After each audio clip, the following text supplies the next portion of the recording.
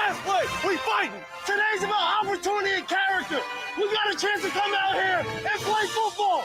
It's a blessing. Hey, every season is full of defining moments. Let's make this day a defining moment for us in our quest. Let's go, baby. This is the Morning Huddle on 94.1 San Antonio Sports Star with Rob Thompson and the managing editor of Blogging the Boys, RJ Ochoa. Now, here are the guys. Hey, gather around. We got a bunch to talk about. It's the Morning Huddle here on the San Antonio Sports Star. Look very closely on your screen. You will see the happy yet hardly caffeinated RJ Ochoa. I'm Rob Thompson, heavily caffeinated and eager to please on the other side of the double pane glass. That is Easy E. Edwin Hefner. How's everybody post WNBA draft history night? Everybody wake up chipper and ready to go? I felt the need to put on designer garbs and have photos taken of me and walk an orange carpet. What's the last color carpet you walked on? I'm standing on a kind of an industrial gray. No, like a long carpet. I think I walked it with you. I think you and I were out on a date. I think we were doing the Ditka Jaws red carpet there at the Super Bowl. I don't think I've done one since. It was like 20 degrees outside. Yeah. Right. I do expect to be doing a couple of red carpets in the next 10 days as we are one day closer to Fiesta. The last red carpet, I'm actually looking at a photo of the illustrious San Antonio Sports Star crew in where were we? Vegas for that one. That would be the last red carpet. You? Have you been on one since? You're more of a rock star than I. No, I have not. I don't believe in carpets. It's just, I'm against them. Although I believe in carpets now because I have a vacuum cleaner that I cherish as much as any power tool I've ever owned. Mm-hmm. That thing, I have a feeling if I really wanted to, I could stick it to the ceiling and hang on to it like the old super glue dude would hang from his helmet. That thing has a suction power times X. It is a ridiculously strong. I love that thing. Any pet owner understands the value of a strong vacuum cleaner. Oh, especially a pet owner and a carpet owner. Yes, take this thing full circle. Which I have both. Wow. Yesterday was an interesting day around most sports studios in the Spurs orbit because the post season exit interviews occurred, and that was both internal and externally. And man, did we get oceans from the dudes, from Victor to Keldon to Devin. Everybody talked about the season, and we got a bunch to talk about with that. And the general takeaway, despite the record, is that's a pretty happy crew going out of the Spurs building. They by Windhorse's account, they're working in the finest environs the entire NBA has. We found out yesterday that Wemby is already the social media phenom that we expected it to be, and his worldwide reach is redunculous. Despite his new elfin shoes, everybody was upbeat about what was and what is expected to be.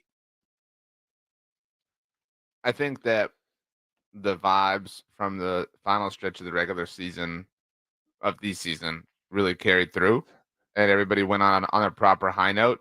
If you could design a way to have one of the worst records in franchise history, I suppose this is among the handful of ways that you would not hate yourself. Let me tell you, RJ, can you imagine any other 20 and 62 locker room postseason, the way people were laughing, and you'd have thought we'd have won a couple of playoff series, but for a buzzer beater would have had greater things coming. This is a few more rungs down the ladder, but the Pistons are like, I read it's like the gallows there. Word expose about them, about how they have to make all these sweeping changes and they're screwed and everybody hates everything. And to your point, you walk down and everybody down here is all jovial.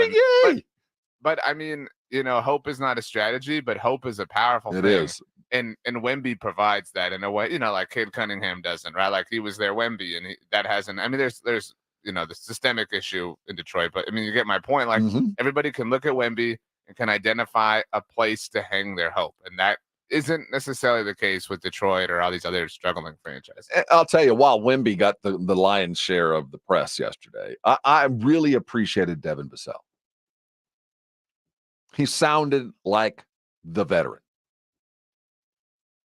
He had a hard spring. He did. We were really hard on him after that. I mean, that New Orleans debacle was kind of a flashpoint, I really think, for him, and it really turned things around for the good. And now we all love him. We're all excited for the future. He's a part of it, and that's really all there is to say about that. Well, we'll hear a lot from him and Keldon and Wemby throughout the day, so don't go nowhere. It'll be peppered in there. So the order of events, we're looking at the playoffs tonight. Got a lot of basketball. I hope your loved ones are prepared for what's coming. For the next 2 weeks, it's basically ball every night. Phenomenal.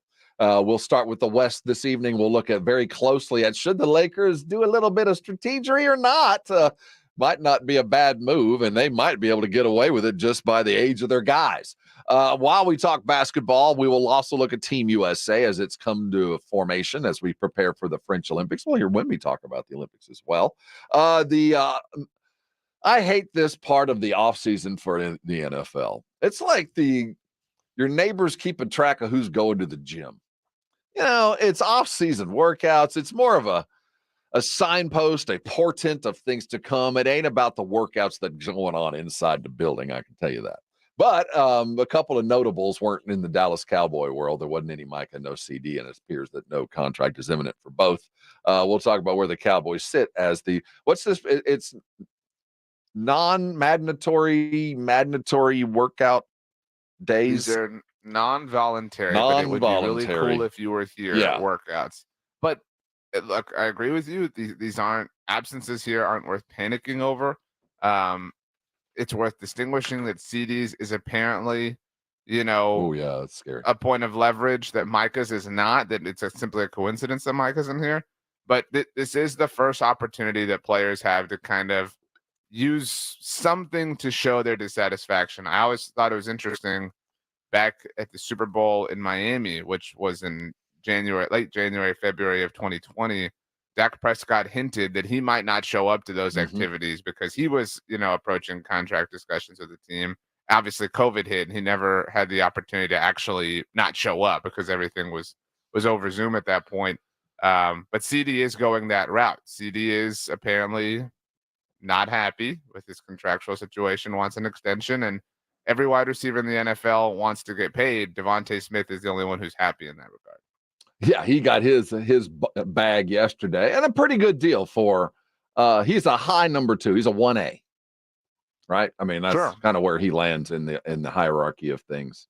We're going to talk about the WNBA draft. We did just a minute ago, but I want you guys to ponder this question: should the San Antonio Spurs get themselves a WNBA team back? Did we let the horses out of the barn a little bit too early? Because the fire is lit and you expect this wave to roll for a little bit. We certainly got the room. We had a franchise that was moderately successful in the past. This is something that the Spurs SS&E should consider. As we heard from the commissioner, she wants to grow the league, and rightly so. If we wanted to, would it be a Seattle situation where we're last on the list because we gave it up? Or I don't know. I'm thinking it's something that might be a worthy chase, but you got to keep in mind you only have so many sports dollars to have spent in a metro area, and is that where you want to spend your money? It's a really fascinating and exciting league with how it's growing. It's getting more and more superstars. It's among the most coveted media rights deals in American professional sports, and it will look like a bargain after this year when Caitlin Clark plays 36 of her 40 games are nationally televised. Well, wouldn't you buy a ticket to go see her? I know I would. That's what I'm saying. The return on investment on that media deal is going to be pretty legitimate. Wow. There's so many matchups next year. I mean, every night when she goes in against her and she goes in against her and it's up against the old rival. Now it's the new rival. It's all those that we love and Caitlin in the middle and all the others, the Bayou Barbie. It was a fashion show last night. Yeah, I can tell you, if you're a man, a male, or and you have some issues with height, like you feel like you don't want to date somebody or taller than you, It'd have been a rough night, man. Because everything looks kind of casual and normal, and then you see like the regular people go walk and stand next to the WNBA ladies who are, they're all so tall, and it's just like, oh my god! But on camera, they're just like it's just like a regular evening out. Then you see, the average 6'1" guy walk into the crowd, and you're like, man, there ain't anybody, because they're all in heels, so there ain't anybody there less than about 6'8". It was the night in the WNBA, and all of the people involved dressed. It was extraordinary. It just felt like the draft should be. That was a draft, whether male, female, sport, whatever. It was just desserts for those that earned it. It was glam and glitter and photos and everything that it should be. It was fun. Yeah, and now it's. And this is a really exciting time for the WNBA. I think the draft was this like obvious thing that everyone had to get through. And now all the pieces have been sorted. Everybody's ready to go. And I think, they're on the precipice of a really exciting season. Now, here's what's coming as I watch the fashions. I pay attention to what's being worn. They're now going to be subject to the look back pictures to their draft. They're going to be subject to like those Carmelo Anthony Kendrick Perkins commercials where you look back 15 years ago and go, what the hell were you wearing? That kind of stuff's coming now. It's coming for all of us. Yeah, it's coming for them. But, everybody, at the time. Yeah, that's what I'm saying. Right now it looks cool. Okay. But, you look back on what Carmelo had back in 2002, whatever year that was. Like, cool. That's a big suit you had on. Those are the times. Well, and it's been all downhill for society ever since. We're big pants people around the San Antonio Sports Star. We're going to do things the right way. We're talking playoffs because that's what's going to dominate your news. And the question as we go to break is, if you're the Lakers, what do you do tonight? Because you will live to fight another day no matter what. Maybe a different route might get you to the championship an easier way. The decisions to be made in the games tonight. We're also looking at the voluntary things that are going on around the NFL. The important news is CD's cohorts got paid, less than he'll get, but how quickly will he get it? Looking at the silver and black, the Spurs separated to the wins as the season was done. They had the post-mortem interviews yesterday. Lots of great stuff from all your favorites. We're going to have it all for you. So stay with us. We're looking forward to tonight. Maybe some money to be won, maybe some over and unders to look at, and maybe some more or lesses as well. The playoffs are here, and we do it right. We're on 94.1. This is San Antonio Sports Star. Stay with us. This is the Morning Huddle. If you miss the Blitz with Jason and Joe, then you miss this. Austin Clunch, the new UTSA men's basketball coach, joining us here on the Blitz. Listen, this is a basketball decision when you come to UTSA. We're going to put you in a position to ultimately develop, and put yourself in the best position to go be a pro. Very similar to how, Coach Oates has done it at Alabama, right? And I think this is going to be an opportunity, for guys that, maybe haven't, had that, chance or played this style to come here and really show what they can do. Right home with the Blitz. Afternoons 2 to 6 on 94.1 San Antonio Sports Star. I spray and scrub, but the soap scum in my bathtub is still there. I spray and scrub, but the burnt sauce on my stovetop sticks around. Sprays can leave grime behind, but new Mr. Clean Ultra Foamy Magic Eraser combines the scrubbing power of an eraser with the cleaning power of Dawn to melt away tough messes on contact. Just wet, squeeze, and erase. Stop spraying, start erasing, and clean with more magic than ever with new Ultra Foamy Magic Eraser. Mr. Clean, Mr. Clean. Jake from State Farm. I'm winning. I finally cleaned my house, so I'm breaking out my new tropical room spray. Keep winning and create an affordable price just for you by bundling your home and auto with the State Farm Personal Price Plan. It's like your own personal paradise. Ooh, hey, grab me a coconut water. Bundling, just another way to save with a personal price plan. Like a good neighbor, State Farm is there. Prices are based on rating plans that vary by state. Coverage options are selected by the customer. Availability, amount of discounts and savings, and eligibility vary by state. No one does happy hour like Twin Peaks, with everything from tequila cocktails to extensive bourbon categories that you will not believe. Their top shelf spirits and cocktails served over those icy balls cannot be matched. Twin Peaks has you covered. And don't forget about the 29-degree man-sized drafts. QC Kinetics announces the arrival of National Medical Director Dr. Mitchell Scheinkup, an acclaimed orthopedic surgeon with 2 decades of experience and extensive research in regenerative medicine. I was one of the first orthopedic surgeons to do it. And at the same time, I integrated clinical research that's resulted in several publications that are really directing the future of regenerative medicine. I was drawn to QC Kinetics after I reviewed their protocols, and everything they were doing is consistent with my own approach. Today, Dr. Scheinkup leads the entire team of medical professionals at QC Kinetics, taking this exciting medical breakthrough to a whole new level. What we are doing at QC Kinetics is transforming lives. Get lasting joint pain relief. Call QC Kinetics now for your free consultation. This is the future of medicine. Call QC Kinetics, 210-571-0318. That's 210-571-0318. 210-571-0318. Are you stressing about your IRS tax problems? Have you received notices from the IRS threatening to garnish your wages, levy your bank accounts, or seize your property? You need an ally. Allies Tax Relief has tax attorneys and enrolled agents that are ready to fight for you. They have saved millions for taxpayers just like you. Allies Tax Relief can help put a stop to IRS collections and, most importantly, negotiate your tax debt. Here's Brenda, a happy client of Allies Tax Relief.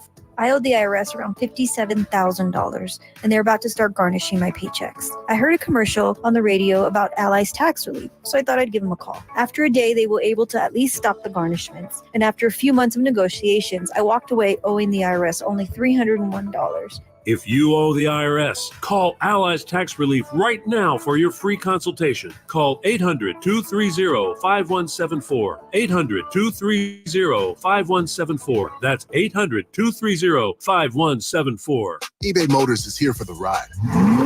120,000 miles of night drives, daily commutes, and who knows how many. Are we there yet? Through countless fixes, elbow grease, and a new radiator, you kept your ride alive. With eBay Motors, you have over 122 million parts to keep it running. And with eBay Guaranteed Fit, they'll be the perfect fit every time. Plus, at these prices, well, we're burning rubber, not cash. Keep your ride or die alive at ebaymotors.com. Eligible items only. Exclusions apply. I love a beautiful lawn. I hate doing lawn care. That's why I use True Green. They're the official lawn treatment provider of the PGA Tour. We all know those are some nice greens. So just imagine what they could do to your lawn. All you have to do is water and mow. And to top it off, when you sign up for an annual plan by April 20th, get one application free. Visit TrueGreen.com for the best lawn at the best price, guaranteed. Restrictions apply. There's never any FOMO with the iHeartRadio app. You won't ever have to miss out on your favorite shows and contests with this radio station again. Radio 24/7, 365. We're here when you want us. Stay connected and listen anywhere when you download the free iHeartRadio app. This is Joe Reinagle from The Blitz. You're listening to 94.1 San Antonio Sports Star. Thanks, Joe. He'll get here about 2. He'll roll in with his slack-ass Blitz crew and do a fine show today from 2 to 6. Look forward to that. How are you today? I am excellent. I am, as you like to say, a plum. You are a plum. Yeah. I still don't know. I don't think that word means what we think it means. I don't think it means. I think we need to look up the context.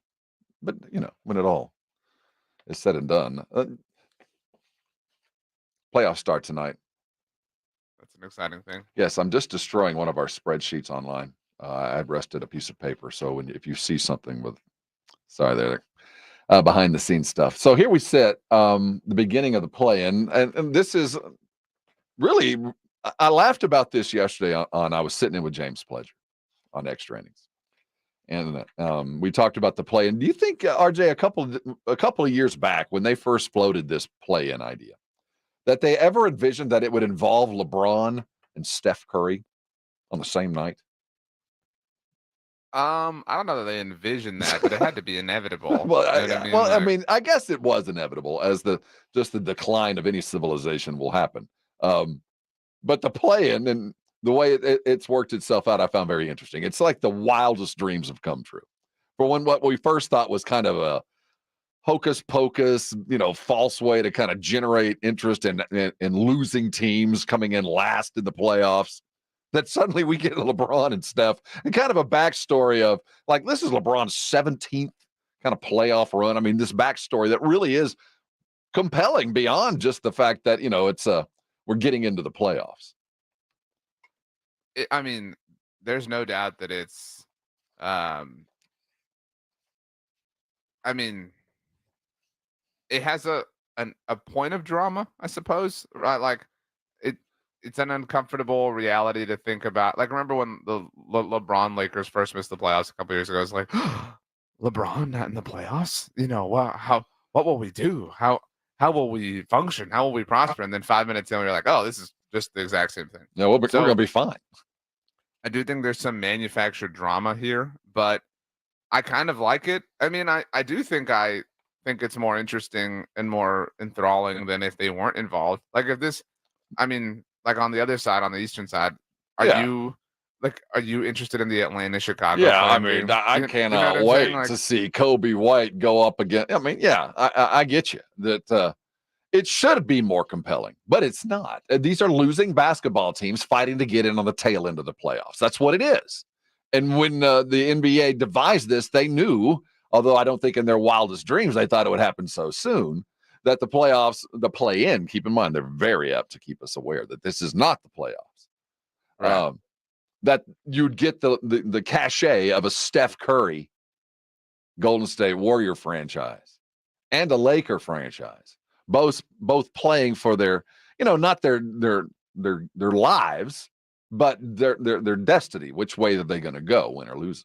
And it's about as compelling as you could ask for again, what is the tail end of the playoffs.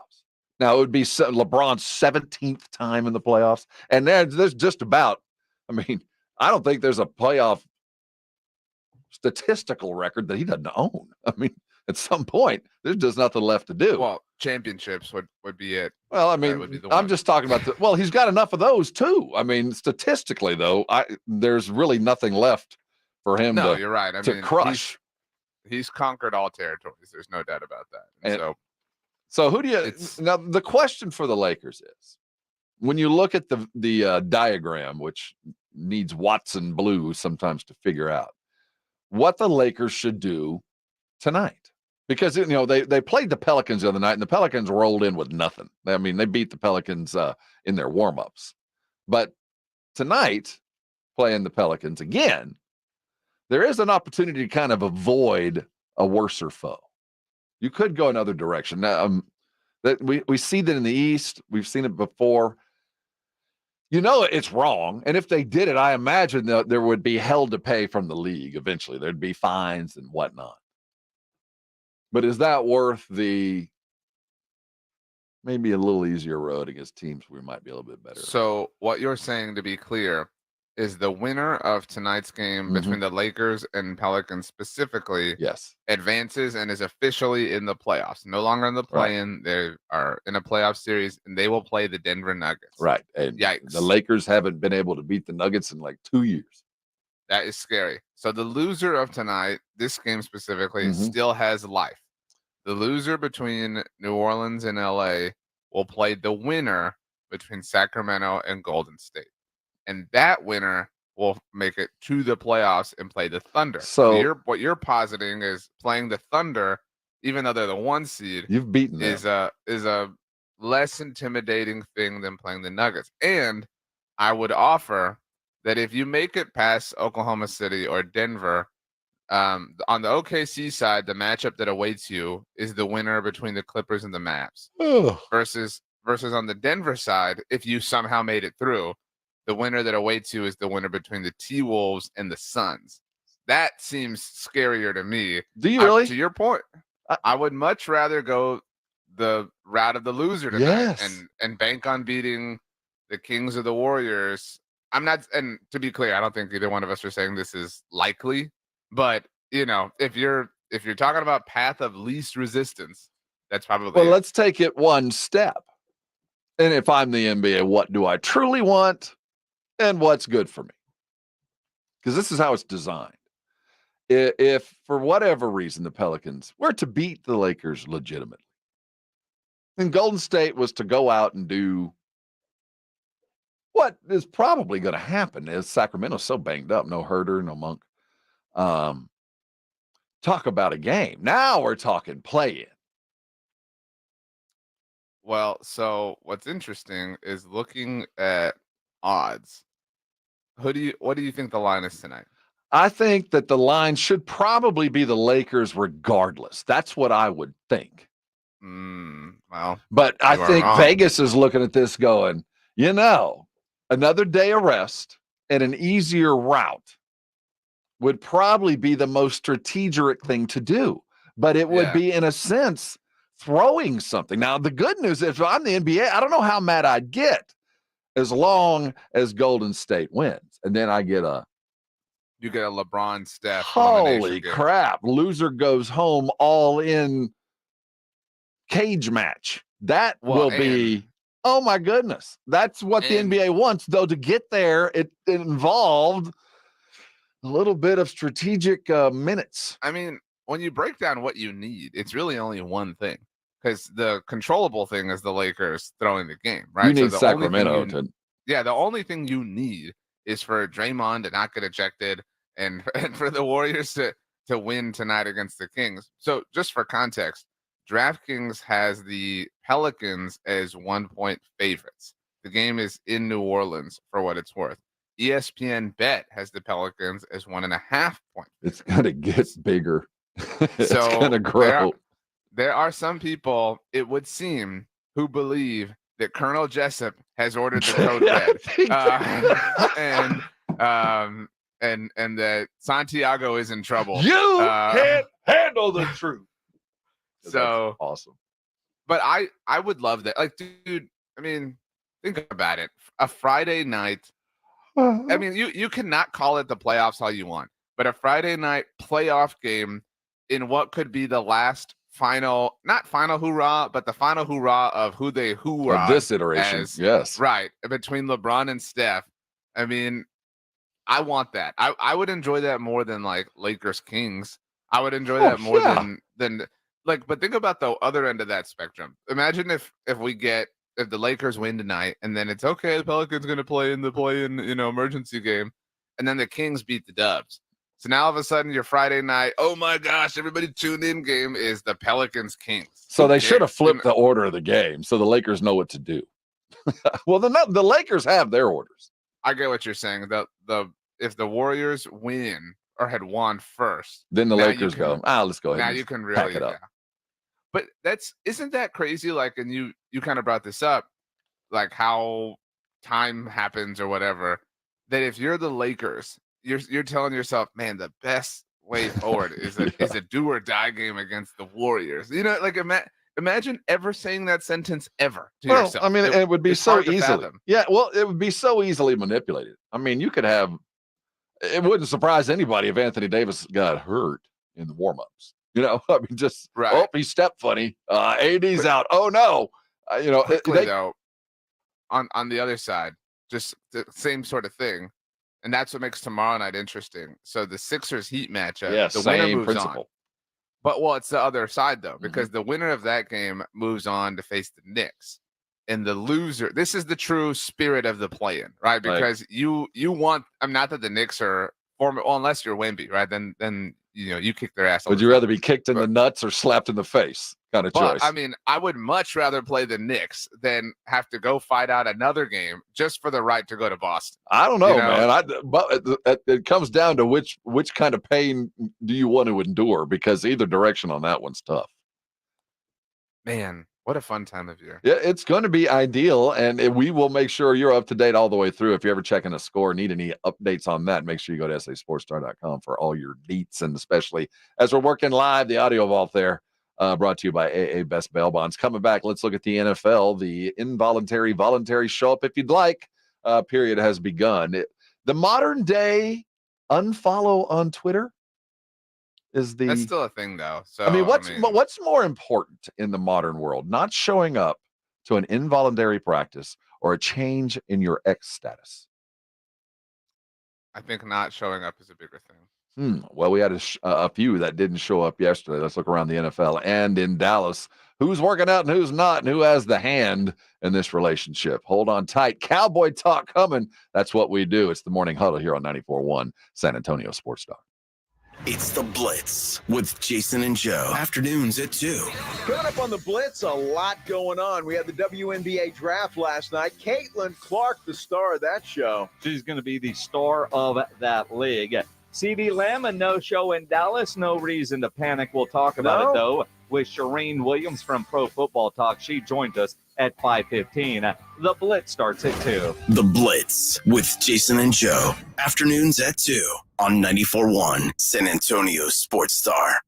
Trane heating and cooling systems are tested, retested, engineered, and re-engineered to keep up with you. We run together. Visit TraneInfo.com to find your local independent Trane dealer. TraneInfo.com. It's hard to stop a train. Listen to this station anytime, anywhere on Odyssey. Odyssey is your new audio home for all the music, news, sports, and podcasts that matter to you. Odyssey. That's AUDACY.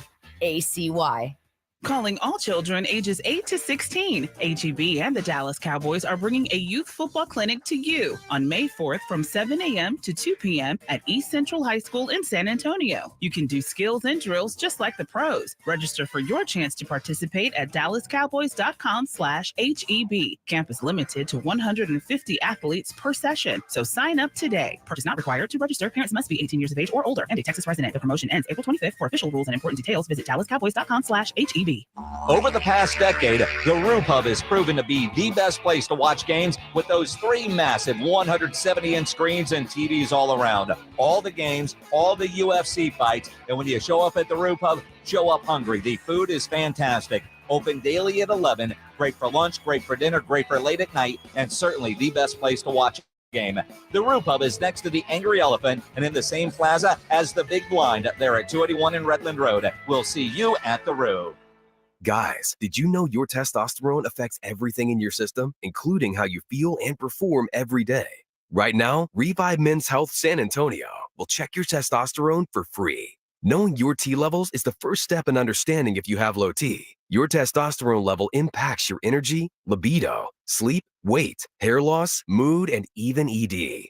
Maintaining an appropriate T level can change your whole life. Most men start to see changes in their hormone levels in their 30s. Experience and results matter. So what are you waiting for? Get your T levels checked today by local, experienced, and trusted men's health experts. They've helped thousands of men since 2011. They're so confident they can help you, they even guarantee it. Call Revive today and schedule your free testosterone test, free exam, and free consultation. Call Revive Men's Health at 210-615-7777. That's 210-615-7777. Or visit ReviveMen'sHealth.com. Texting enrolls you in a reoccurring automated marketing text messages. Consent not required to purchase. Message and data rates may apply. Guys, if you're over 40 feeling like you're falling off in your workouts, career, maybe even in the bedroom, it could be lower testosterone, but you're not alone. In fact, Superstar Hall of Famer Frank Thomas has a secret for you about how to get back your drive with Nugenix Total T. I did notice after 40, the energy level had dropped dramatically. You want to feel like you've always felt. You want to go home with energy. You want to go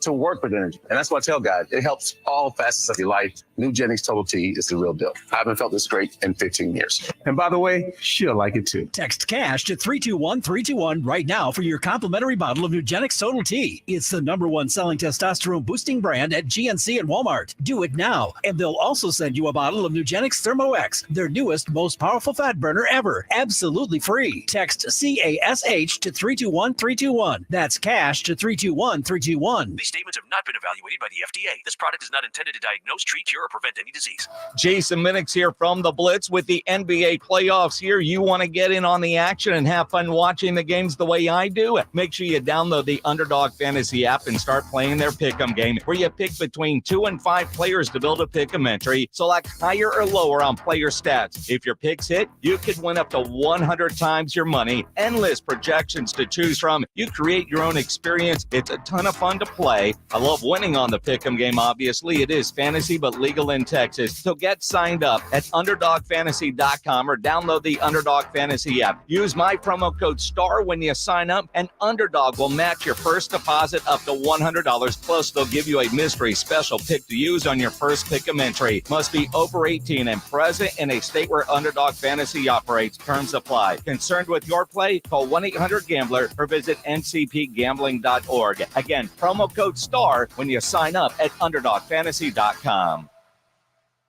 Hey, it's Rob Thompson here for Prize Picks. It's America's #1 sports fantasy act. 3 million players. Yes, I'm a member. You should be too. Download it now and remember the code Alamo, and you can get a deposit match of up to $100. Basketball is balling, baby. Football is coming. Baseball is swinging. It is time to go to Prize Picks because you put your fantasy knowledge into action. You know more. You know your less. You know who's better or not. You know what's going on. You're a fantasy player. Put that knowledge to work. I have, along with so many others. And right now, remember the code Alamo, and you can get $100 deposit match right now. Go download Prize Picks. We love watching Connor McDavid, Jude Bellingham, LeBron James.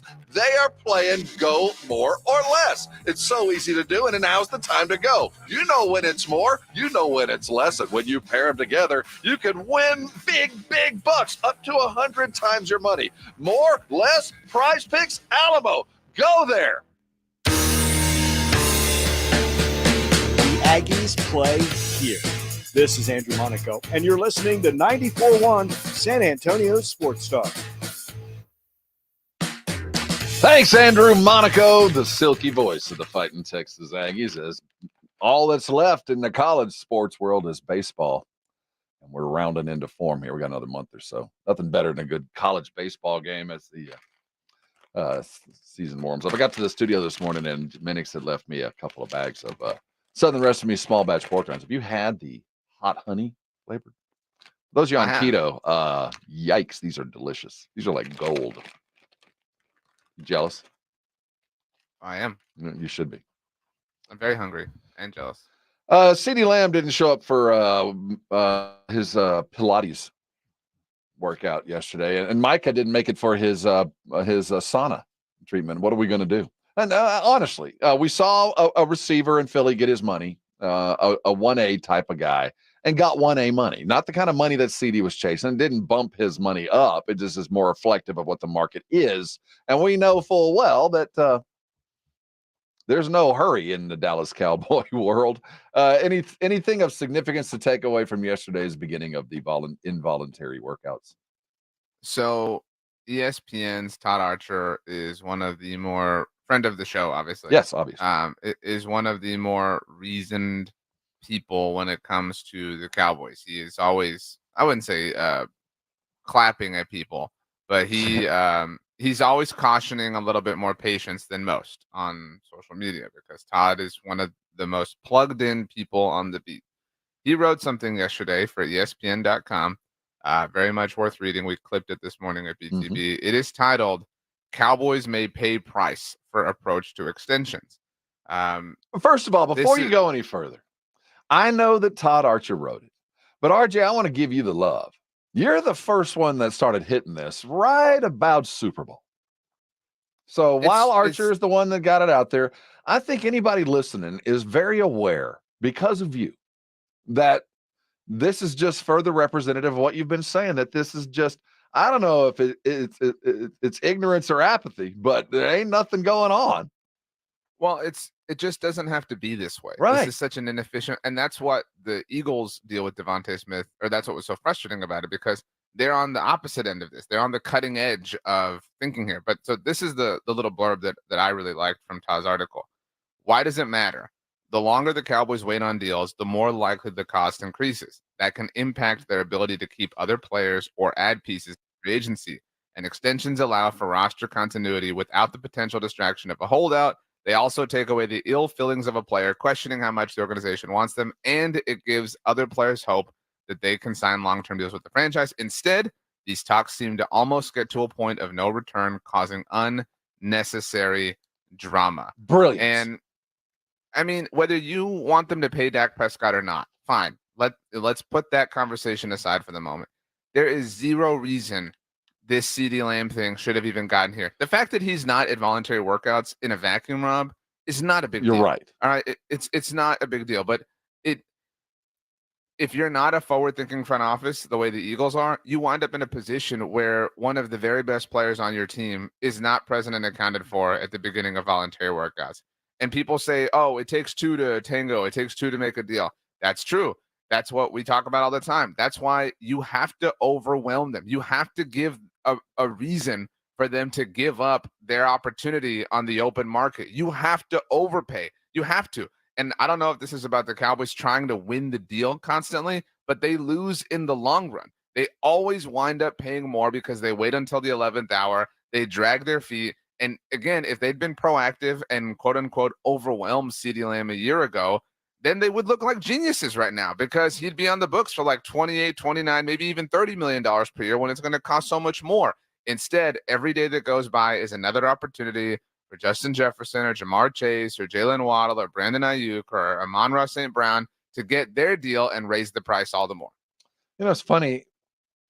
When I think of Jerry in his original sense and the Jerry the myth versus Jerry the businessman, that you always felt like Jerry was good at making his players feel safe and at home and valued and paid. Maybe not overpaid, but always, if you're a good soldier and you come to work and you do your job, you are going to get paid. Right. And that's how you always felt like with the Cowboys. And it might have been the wrong dudes or, you know, how it was handled, but you always felt like the Cowboys, it was special because Jerry felt like you were part of the family and you were treated as such. You know, that's just that, but that's no longer, if it was ever true. It was. They would overpay to keep their own. I mean, Miles Austin, Tony Romo, Jay Ratliff, like all these players, yes, guys that, you know, they have lush bank accounts, hopefully, God willing, today as a result of their time playing for the Cowboys. They were loyal to a fault. And it almost feels like they've overcorrected, you know, over the last decade, because it is true that the most cost-efficient way to build your roster is through players on rookie deals, because they're the cheapest labor possible in the NFL, the cheapest possible elite talent. You players in the first have them. But so when you draft a player in the first round, the idea is they're going to be a very good player for you, right? Like that's why you spend the first round sooner than pick. later because it's Right. first round. So after 3 years of service, let's use the Eagles and Devontae Smith as an example. If you're the Eagles, your thought and your expectation is that the best is still yet to come, right, for Devontae Smith, right? Like, so if you think the best is still yet to come, if you pay him now, the sooner you get these big time deals done, the more room you have for it to become a bargain. Once CeeDee Lamb and all the players I just listed make $30 million a year, Devontae is going to look like such a steal because they got ahead of it. They did the same thing with Jalen Hurts, with Cam Jurgens. Do you know that how long Jalen Hurts was the highest paid player in the NFL? Because he was the first quarterback to make over $50 million. He was the highest paid player in the NFL for 1 day because Lamar Jackson got his deal with the Baltimore Ravens the very next day. And it might have been 2 days later. But, I mean, that's my point. And they gave it to Jalen the moment that they could. Yes, he'd only had 1 year's worth of elite production that season, obviously, in 2022. Did the Eagles sit back and say, man, you know, it's only been 1 year. We really need to see more. They said, no, we're going to pay you now because guess what's going to happen? Lamar Jackson's going to get paid. Justin Herbert's going to get paid. Joe Burrow is going to get paid. Maybe Dak Prescott's going to get paid. All these quarterbacks are going to get – we're talking about the idea of a quarterback making $60 million. Jalen Hurts is making $51 million per year. I mean, think about how much that has grown in 300 – now it's been like 70 days. But, I mean, the sooner you get to these things, the better it is for you. And that is a principle the Cowboys are so far behind on. And the fact that Todd Archer is willing to write that in print really shakes me to my core. Because it's one thing for little old RJ to think about it in the deep recesses of my mind, but it's amazing, Rob, how everyone involved feels like the Cowboys are doing this the wrong way, and they continue to march forward along this process. I think you put it very well earlier. I think the mentality now around the star and that vast development that is they'd rather win the deal. They'd rather be able to sip their scotch at the end of the night and go, well, I got him cheap. And see, and I think that is what the mentality has become. We're going to continue talking Cowboys. Very interesting, deep thoughts there. I have a question to you as we go to break. You have a certain amount of money in your budget set aside for your sporting entertainment. How much of it would you be willing to sacrifice for a WNBA team? Is it time to bring one back? Caitlin Clark's going to begin her Beatles tour, and the Spurs SS&E won't have a team to represent. Or is there a fix? Maybe they should go to Austin. It might fix two things at once. Let's look at the future of the WNBA and where do the Spurs Sports and Entertainment play? Because right now, they don't play nowhere. We'll be right back looking at the Spurs' greater good next here on 94.1 San Antonio Sports Star. It's the 2024 NFL Draft on 94.1 San Antonio Sports Star. We're the 24th pick. The Dallas Cowboys select April 25th, 26th, and 27th. Join 94.1 San Antonio Sports Star for this year's NFL Draft. Live from Detroit. I love the tenacity and the aggression with which he plays. He is a mauler. Who do the Cowboys and Texans pick? Does Jerry make a splash? Who goes number one? And who's the next Mr. Irrelevant? the Houston Texans select C.J. Stroud. You don't ever want to pass on the guy you ought to be taking there, but still be position I select. thought Sauce Gardner would be the first corner, but you go back to 2019, and that version of Derek Stingley is as good as anybody in this entire draft class. Find out right here on your exclusive home for the NFL Draft. 94.1 San Antonio Sports Star. For the ones who work hard to ensure their crew can always go the extra mile, and the ones who get in early so everyone can go home on time, there's Grainger, offering professional-grade supplies backed by product experts so you can quickly and easily find what you need. Plus, you can count on access to a committed team ready to go the extra mile for you. Call, click Grainger.com, or just stop by. Grainger, for the ones who get it done. My ride smells just right, just right, just right, just right. Y'all gotta try that Febreze car. Just right, just right, just right. Yeah. La la la la la. With up to 40 days of consistency, all over Febreze car clips right on your vent. You know my car's my happy place. Keep that smile on my face. When it smells just right, just right, just right. Yeah. Breathe happy Febreze. La la la la la. Thanks for calling Discover. This is Gabby. Hey, Gabby. It's Jennifer Coolidge. Hi. I'm so glad I reached you at 2 a.m. Oh, of course. Anyone with a Discover card can call and talk to a real person 24/7. Now, how can I help? Yeah, I used my Discover card to buy these yellow pleather pajamas, and I'm just not sure I'm pulling them off. 24/7 U.S.-based customer service. It pays to Discover. Limitations apply. Learn more at discover.com/creditcard. Diamonds Direct's spring sale is here. Shop now and get an extra 20% off Diamonds Direct's renowned prices. It's the best sale of the season. Plus, book an appointment and get an additional $100 off. That's 20% off plus $100 off store-wide. Rings, earrings, pendants, bracelets, engagement rings, and more. And enjoy an expanded selection with designer appearances each weekend. 20% off now to April 21st and open Sundays. Details at diamondsdirect.com. Gomez Law Firm has been taking care of the people of San Antonio for almost 50 years, the leader in personal injury law. Jose, tell us a little bit more about what you do. We do ride-sharing cases, 18-wheeler cases. Obviously, we've done those for very many years. Work injuries. We will be happy to take a look at and see if we can help. If you have been injured in an accident or hit by a company vehicle, then you need to visit joegomezlaw.com. We've been around for almost 50 years, and we're not going anywhere. Call the Gomez Law Firm at 736-4040. Our daughter Jessie loves playing detective. A clue. But since we discovered she has sensitive skin, we've been playing detective too. We thought the problem was our puppy. But it was actually our old detergent. Aha. So we switched to Tide Free and Gentle. Tide cleans better than the leading competitive free detergent, and it doesn't leave behind irritating residues. Plus, Tide Free and Gentle has no dyes or perfumes, so it's gentle on her skin. Case closed. If it's got to be clean, it's got to be Tide Free and Gentle. Attention Patriots, this is Jason Hansen, former CIA officer, with an urgent message for anyone concerned about their financial future. In a world filled with economic uncertainty, it's crucial to have a rock-solid plan for protecting your wealth. That's why I'm inviting you to a special financial briefing this Thursday. You'll get proven strategies for safeguarding your assets and securing your money. Call my friends at Advantage Gold at 800-741-GOLD to register for free right now. Again, call 800-741-GOLD. Paid for by Advantage Gold. Performance may vary. Past performance is not indicative of future results. Always consult your financial and tax professional. Injuries happen, and when they do, skip the ER and get to the Ortho Now Injury Clinic by TSAOG Orthopedics and Spine. Ortho Now provides walk-in care for injuries like broken bones, dislocations, sprains, and strains. Conveniently located in the Quarry area with extended hours Monday through Saturday with on-site x-ray casting and bracing, Ortho Now has everything you need to treat your injury, and best of all, no urgent care or emergency room copay. Learn more online at tsaog.com.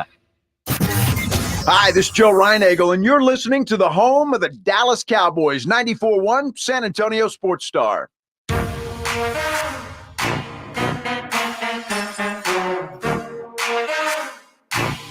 Hey, huddle up.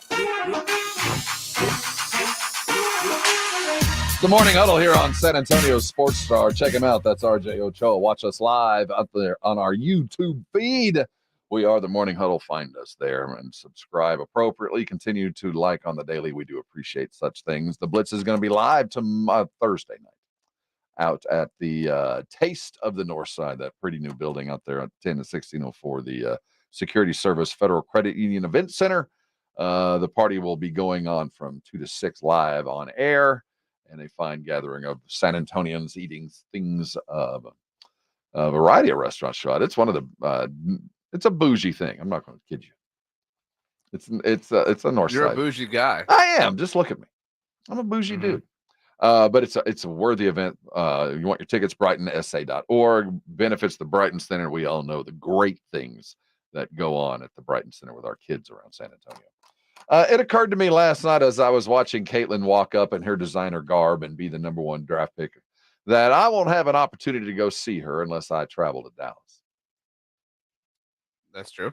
That's too bad.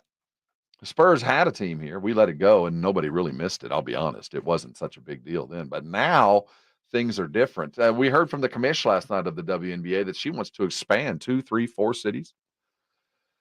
I don't want to consider us the Seattle of the basketball world, but I'm afraid it could be that, as they let it slip away and they got last on the list. Now they're first on the new. The WNBA consider the Philadelphia, Toronto, Portland, Nashville, and someplace in South Florida, according to Kathy Engelbert yesterday. San Antonio has now become Seattle, a team that had it, let it go, and now we wish we had it back. I mean, I understand the emotions of give it back. You know what I mean? Like of a feeling, like you want to be a part of something. I mean, I don't know why you wouldn't want every sports league possible in San Antonio. If you could have a WNBA team, bring it. If you could have anything. I mean, what is there a sport or a league you would say no to?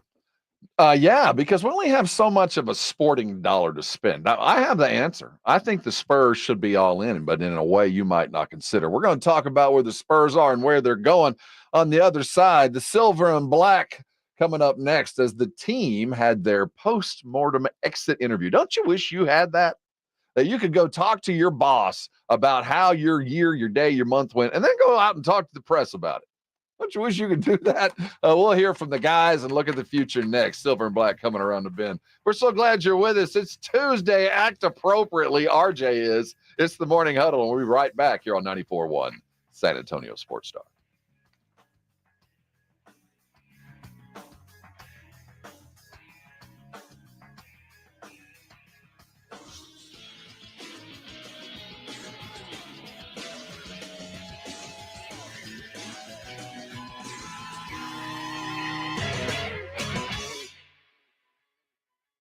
When you think San Antonio sports, think 94.1 San Antonio Sports Star. Your home for the Cowboys. KTFM Floresville and SASportsStar.com. If you can't sleep because of annoying knee pain, that's a problem. You stopped running because your feet always hurt. That's a problem. If your elbow, shoulder, and neck pain make it impossible for you to do your job, that is a problem, and it's time to finally do something about it. I'm Dr. Jason Garrett from Arasti. At Arasti, we fix pain fast. No medications, no injections. Arasti treatment is completely natural and non-invasive. Plus, we accept most insurance plans. There's a location near you. Visit Arasti.com. That's AIRROSTI.com. Arasti, we fix pain fast. George gets justice. If you've been injured, get George, because George gets justice. With over 100 years of combined experience and a relentless dedication to your case, the attorneys at George Salinas Injury Lawyers will fight for what's right. If you've been injured and it's not your fault, get George and get the compensation you deserve. Call George Salinas Injury Lawyers today at 210-225-0909 or visit getgeorge.com. George gets justice. Getgeorge.com. Want to keep your gas-powered engines running like new?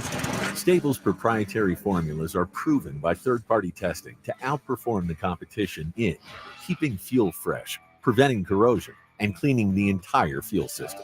With Stable, you can have confidence you are doing the right thing for your engine's long-term health. Just pour into your gas can or fuel tank, then top off with fresh fuel. At every fill-up or when you store, start with Stable. Available where fuel additives are sold. Tired of hearing scary radio ads about the IRS? Tax Relief Advocates is different. TRA is here to tell you that if you owe money to the IRS, whether it's $5,000 or $500,000, we have a solution. TRA can eliminate or reduce what you owe to the IRS with zero risk to you. If we can't reduce your tax debt, then you pay nothing. We have over 1,000 5-star reviews on Google and an A+ with a BBB. End your tax nightmare today by visiting TRA.com or call 800-275-1728. That's 800-275-1728. Our daughter Jessie loves playing detective. A clue. But since we discovered she has sensitive skin, we've been playing detective too. We thought the problem was our puppy. But it was actually our old detergent. Aha. So we switched to Tide Free and Gentle. Tide cleans better than the leading competitive free detergent, and it doesn't leave behind irritating residues. Plus, Tide Free and Gentle has no dyes or perfumes, so it's gentle on her skin.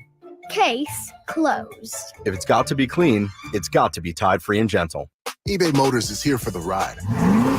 120,000 miles of night drives, daily commutes, and who knows how many. Are we there yet? Through countless fixes, elbow grease, and a new radiator, you kept your ride alive. With eBay Motors, you have over 122 million parts to keep it running.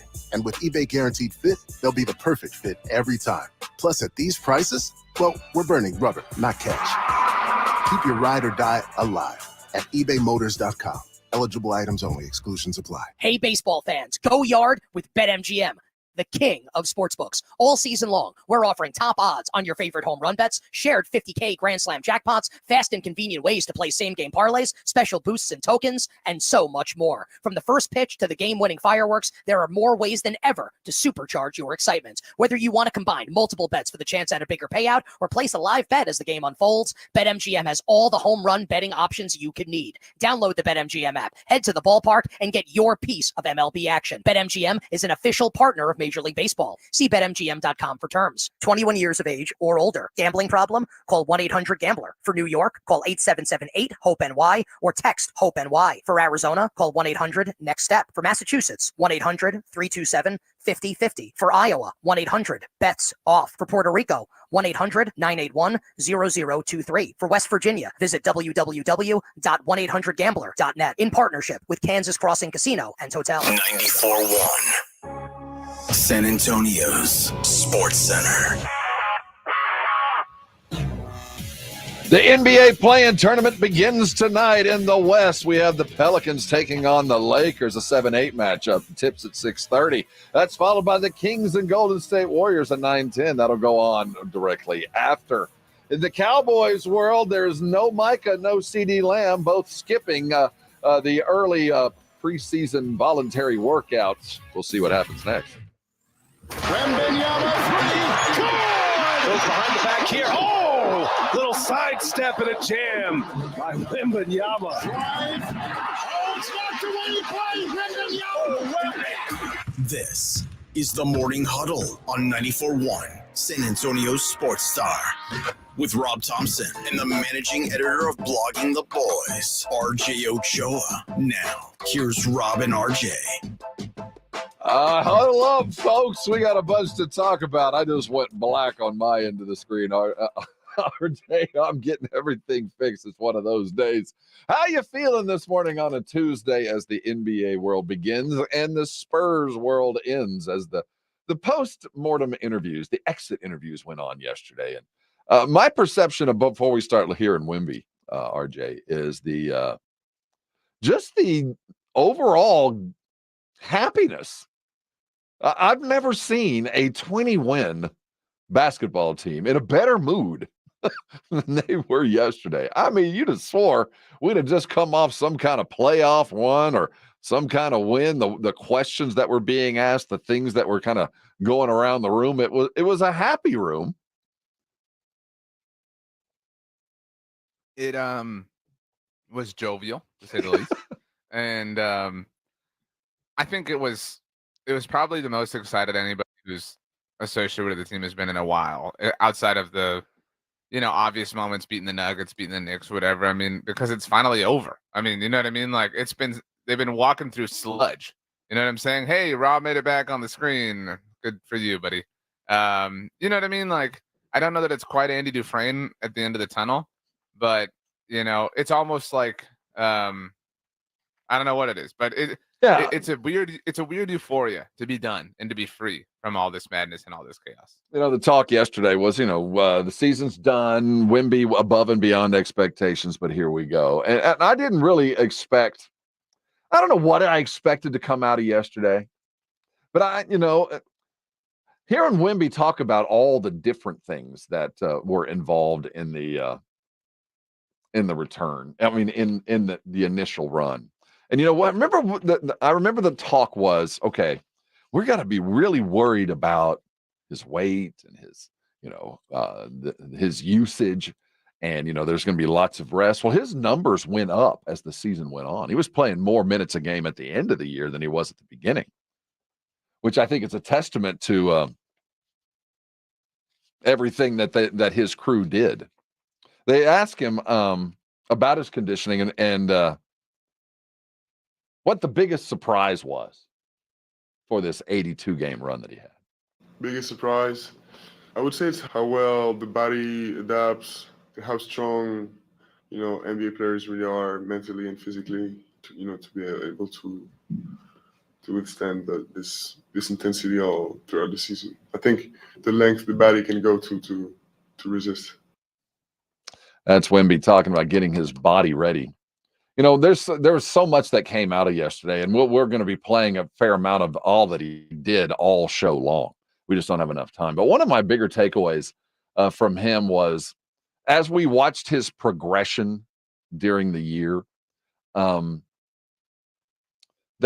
he talked about it too. About you got to bring it every night. There's a difference between being an NBA player and a starting NBA player. And then there's a difference between being a starting NBA player and being a good starting. And then what I'm talking about. But the greats,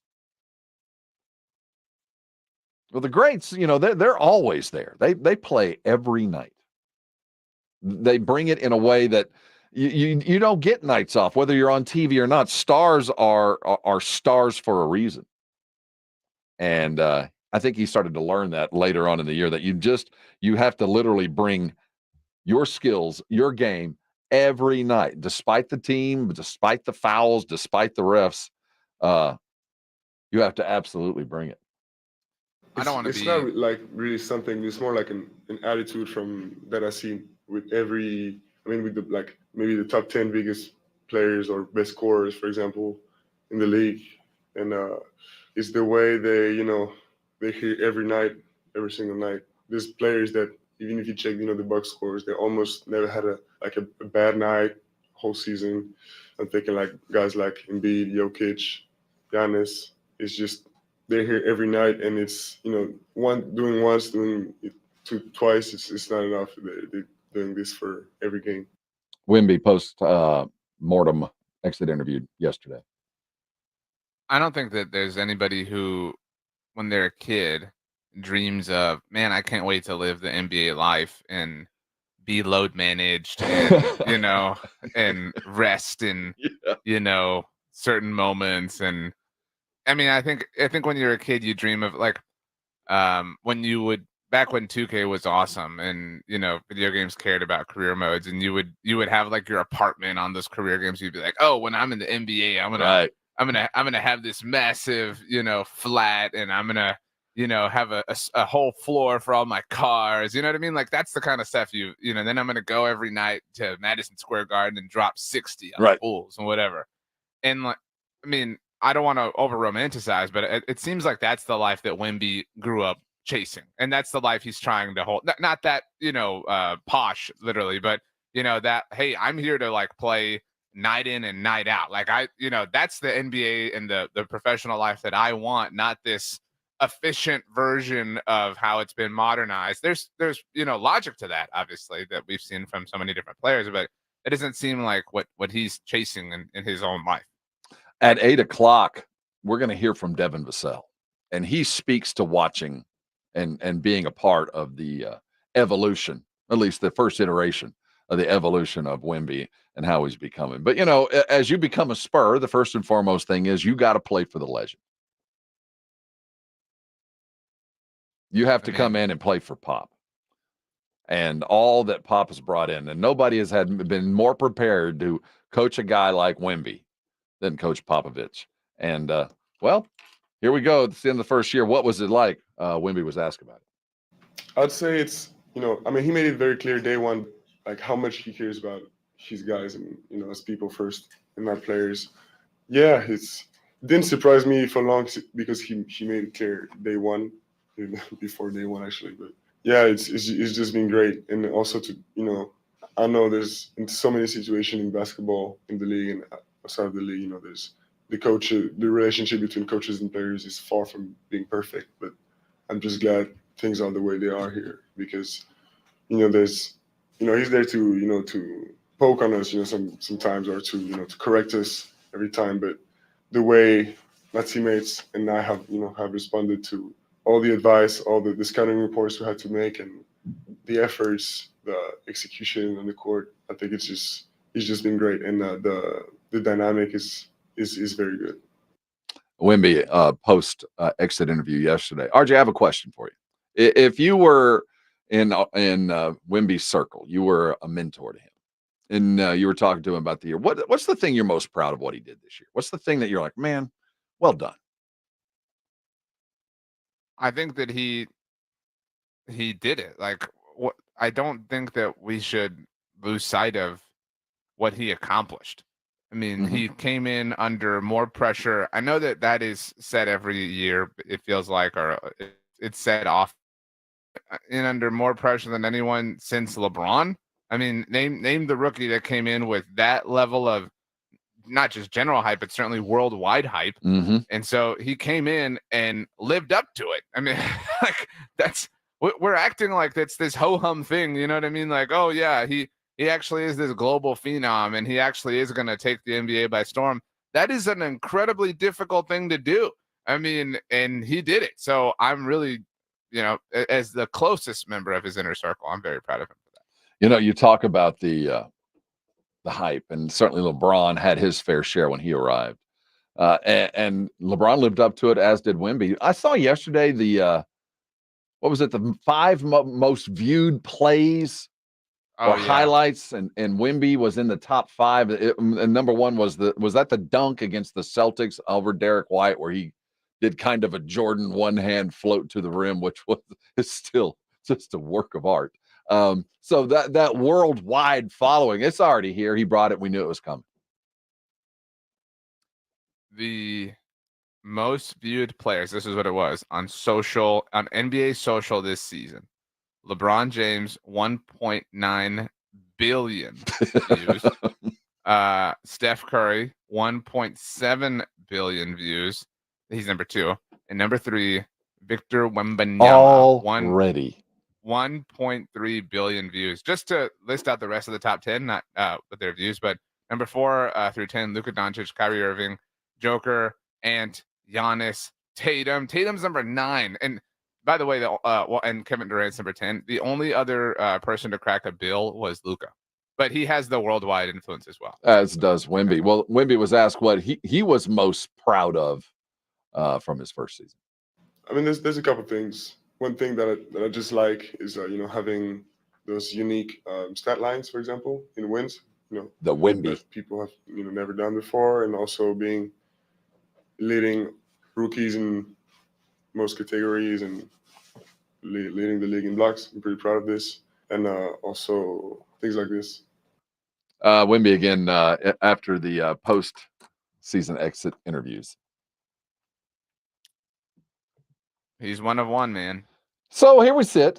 We know where we're going. We got to wait for the lottery itself to figure out exactly where the Spurs sit. It could be as good as a number 1 or as bad as a 8-9 or a 7-8. I think is like the worst case scenario.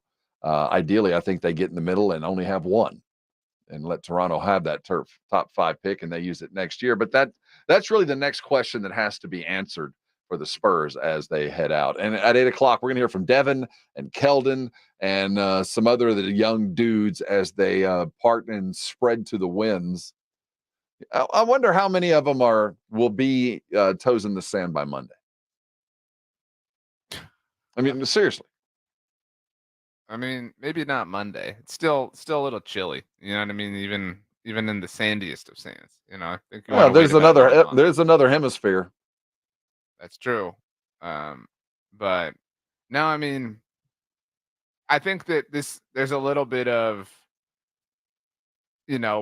final days in high school, right? Like this is for them. I think it's the days between the final day of school but graduation, right? So where they're all kind of like still feeling the moment and still enjoying the time. And then you're right, like there will come a break point where it's like, well, I guess we'll never see each other again. You know what I mean? Type, move on. Nice knowing you. Good luck in life, whatever. But the season ended in a fun way, but it shouldn't allow us to lose, or shouldn't force us to lose sight of the fact that it was broken for the significant majority of it. So as they spread to the winds, the administration, the suits, the higher ups, their work just begins. And here comes the draft and all that goes along with the free agency and all that. And the last time we talked with Wimby about this, about mid-season, he had a perspective on his role in the future and scouting and players. This is what he thinks, how he will play a role in this offseason talent acquisition. I mean, will I be consulted, on the extent that I'm a player, and they know what they're doing, but the truth is, I don't know. It's I'm still learning, but I'm ready to help as much as needed. But of course, I'm staying in my role. But yeah, I don't know. I think we're building something great, and it's definitely something that they've done before. And there's many people I can ask for. I mean, here at the Spurs, that I can ask for advice on this and how things go. I'm just curious to see. So when last we heard him, he was more of like, yeah, I'm gonna play a role. Now he's kind of like, oh, I'm young, I'm still learning. I'm sure they're going to talk to me. I think it was a coachable moment before. I don't think it's I think he's somewhere in the middle of those two statements over the year as his role in the future. But Spurs would be stupid if they did anything without Victor's prior knowledge. I mean, that would be just outlandish and crazy to think that at the very least, Victor will know before anybody else what they're about to do. He should. I mean, why would you not want that to be the case? Why would anybody be opposed to that in any way, shape, or form? He should have complete and total authority. I wouldn't say veto power, but complete and total influence is maybe the best way to put it. When we speak of the Spurs again, we're going to hear from Jeremy. He'll tell us how his surgery is gone. Devin coming back from his own injury. Sounds like the wise old Spur. You're going to want to hear that. That'll be at 8 o'clock. And, of course, Keldon and his growth as a Spur and his exit interview all come in your direction. But before we head through the Spurs talk, I want to talk about what we saw last night in the WNBA and its effect on us in San Antonio, because the Caitlin Clark wave is cresting, and now the WNBA is headed full force into what will be, you expect, just a remarkable summer. With the backdrop of the Olympics, the fire that is the women's basketball game, what we saw last night, it's going to be sold-out houses across the building. How many TV games do the Indianapolis Fever and Caitlin Clark have this year? It's like 40. Of their 40, I believe 36 are 36 national games of Caitlin. And she ain't going to come anywhere near San Antonio. it's I mean, it's going to be quite the tour, and it starts pretty soon. Starts on They got next. Friday, May the 3rd. Yeah. And her first game is in Dallas. But this is a preseason game In Dallas. But not here. In Dallas. So I have a fix. Okay. I haven't been consulted yet, and I've been putting this together today, but I'm just going to lob this out there. We're going to see if it sticks. One of those thumbtack sessions. So I know that the current commission has listed 5 cities that are appropriate for growth, and I think all of them are. Nashville, where is it? South Florida, all good candidates, but San Antonio is as well. And, I've been seeing these demographic movement studies around the country, and this triangle between Dallas, San Antonio, and Houston, and everything on the inside. Did you know it's the fastest growing development area in the developed world as far as economic impact of this triangle that's growing? That they figure in the next 50 years will be one of the wealthier, better places in the world to live, despite the growing heat. So we know that the money's coming. That makes sense. Go ahead. Well, as we share the Spurs with Austin, as we understand the money that's coming out of Austin, I have a fix. Let's spend some of that Michael Dell money, and let's go get us another SS&E franchise, a WNBA team, and let's put them up in Austin. I think you get them up in Austin and ride the Austin way. And then every year, as we send our Spurs up there, they send their Austin, whatever we call them. I don't think Stars is appropriate because that was used and done. But whatever we decide to call them, when Caitlin comes, we get a game. Well, I mean, I don't know that. That's all I ask. You get the Caitlin. Well, I mean, she'll probably come 3-4 times a year. Depending. I would like to be in her division, but when she comes, we get at least one of those games. That way, we still get everything. If you consider that Austin got one of the Nuggets games, that's what I mean. Right, it's only fair. That's I'd be okay. It's a little bit more. We could put her in the dome. I mean, we'll put what did I see? We could put 60,000 in there to see Caitlin. I bet we would. Yeah, okay. I'm kind of with you here. It's a fix for all things. I'll walk with you. So I want to expand on this idea. Now I don't know enough about the economics of all these cities. But if we took San Antonio and Austin as one, right? So I was reading in Bob Sturm's Substack the other day. He was talking about is right now the golden age of DFW sports, just with the success of different teams. Obviously, the Rangers won the World Series, the Mavs or whatever, blah blah. There are 13, and Bob did this work, not me. 13 cities currently that have a team in each of the big 4 leagues in America, right? So you're talking about the NBA, the NFL, the MLB, and the NHL. Those are the leagues we're talking about. So the WNBA isn't there, but they do have a WNBA team. Well, it will be on that list next time they make it. These are the 13 cities, though. Boston, Chicago, DFW, which is an expansion, obviously, not just Dallas to the Arlington hosts a couple of them. So, yeah. Right. Denver, Detroit, Los Angeles, Miami, Minneapolis, St. Paul, New York, although that's kind of cheating a little bit, Philadelphia, Phoenix, and they're about to lose the Coyotes, so they won't be a part of this soon enough. San Francisco and Washington, D.C. Is the metropolis of San Antonio, Austin bigger, better, more appealing than any one of the 13 cities or areas, demographic, regions I just ripped off? Did you say Phoenix? I think that it's more appealing than Minneapolis, St. Paul. I think it's more appealing than Detroit. But when you talk about those, like Denver and Minneapolis, those cities, those metroplexes are islands in the middle of a vast area. You know what I mean? Denver, there ain't much around Denver for miles. So I can understand why they have all 3, even if they don't have the population to support it, but there's enough money that comes from all the nether regions to sponsor the only NFL football team anywhere close to them, the only, basketball team anywhere else in the Midwest. So I get why they're big. I've always patterned San Antonio more like you have to look at the Phoenix Scottsdale area. And I think that's a very appropriate application to what San Antonio and Austin are becoming. Phoenix and San Antonio for decades were compared with each other, had the same culture, had the same climate, had the same, influences coming out of Mexico, and we grew appropriately. And then Phoenix caught fire for a couple of reasons that Texas and San Antonio did not. But now we're seeing a reversal where San Antonio is growing the likes of which Phoenix did over the previous decades. And there's no reason to think that while today Austin feels a long way away, it does, even though they're neighbors. In the grand scheme of things, they're not. And as 35 has improved and as light rail is coming, I can sense it. It'll be a lot easier to get to and from. And it will become a metroplex. And it will be a much more appropriate thing to say, you know what, they're the whatever this Austin San Antonio pipeline's going to be, what we're going to call it. Having a team in Austin and a team in San Antonio, and each of us calling it home, I don't think is that far away. I think that's smart, though. I mean, lean into it. You know what I mean? Like, what's good for the goose is good for the gander, right? And so, look, I think the example of the 13 cities I ripped off, you have 2 that are technically 2 different cities and regions, right? Like within themselves. You even mentioned, to use Dallas as the example, like Arlington is sandwiched in there as the literal home for some of these places, but you have Dallas-Fort Worth that is kind of one expanded, metropolis.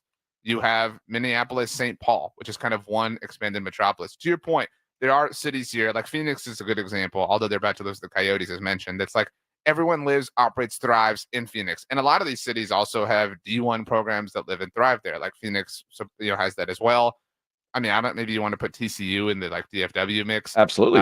SMU as well. I mean, like my point, I know, but like I'm talking like baller, like like top notch. Where are you spending your money? Like, LA is maybe the best example because LA but it's LA, right? Like, whatever.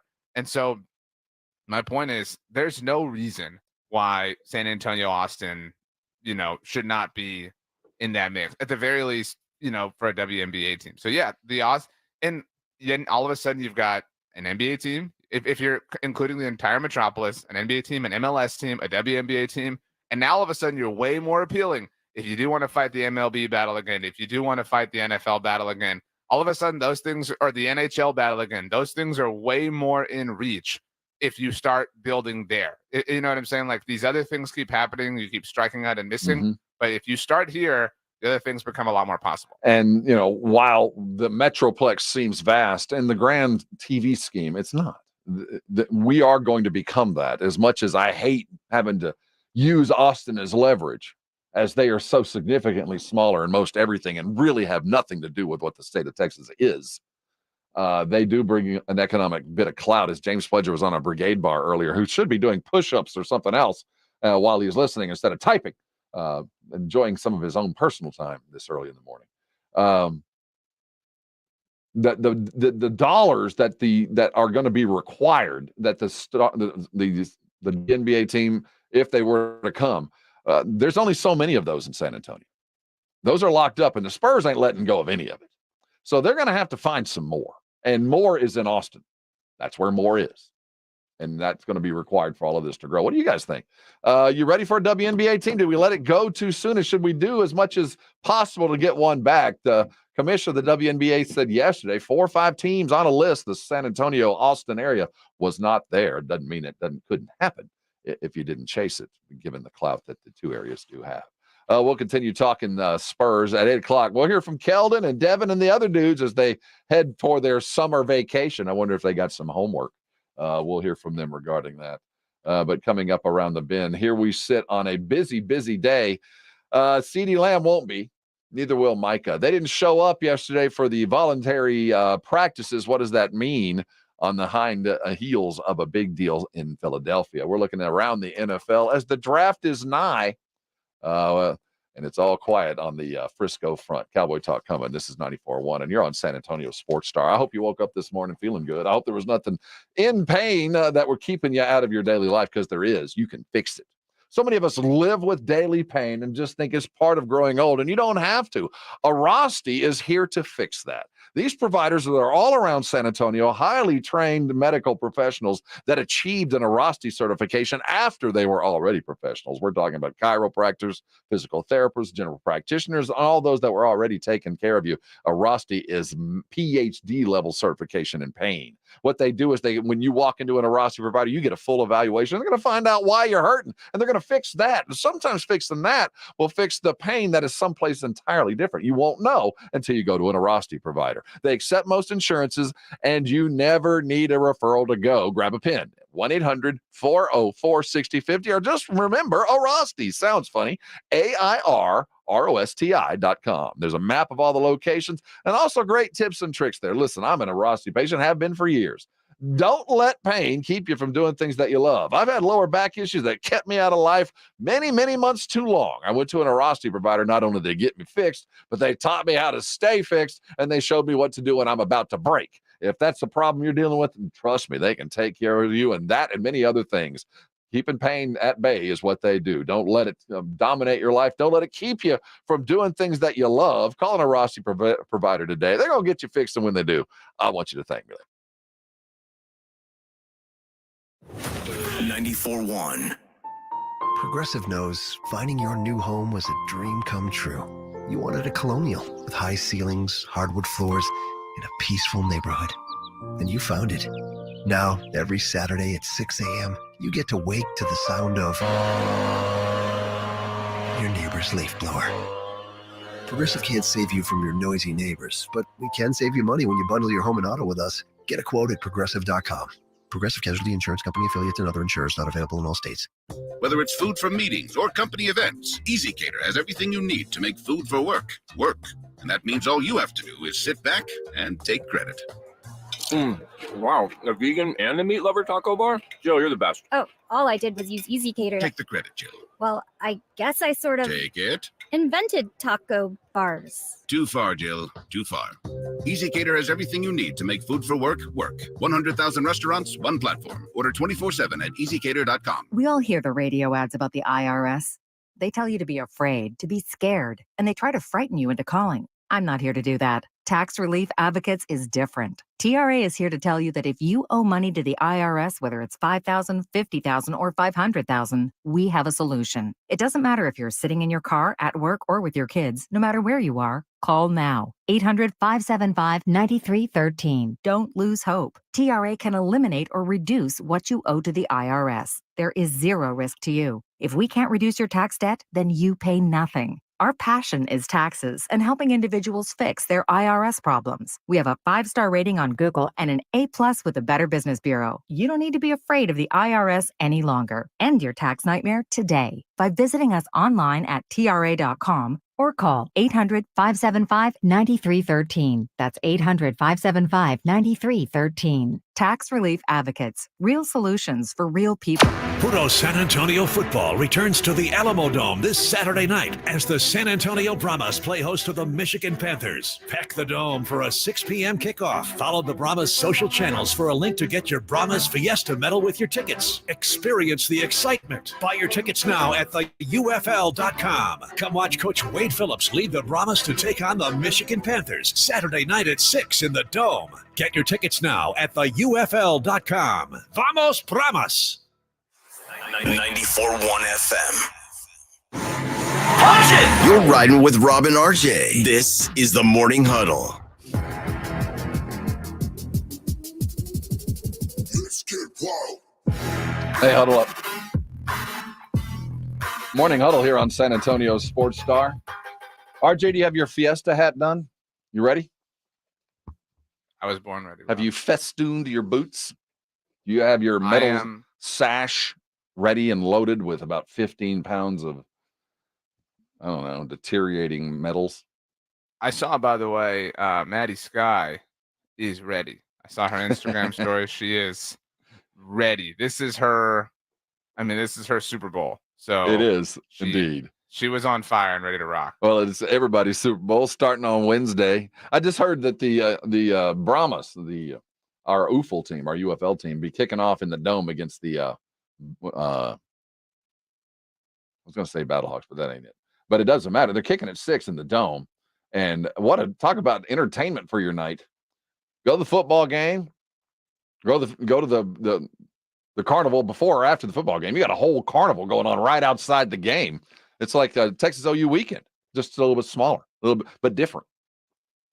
You got stuff on a stick in the parking lot. You got a big celebration. You got a big football game. Yeah, it's like Texas OU, except the food is spicier, but kicks different. more. It's kind of Texas OU, but different. Yeah, but it's going to be a party. Are you going to party? Yeah.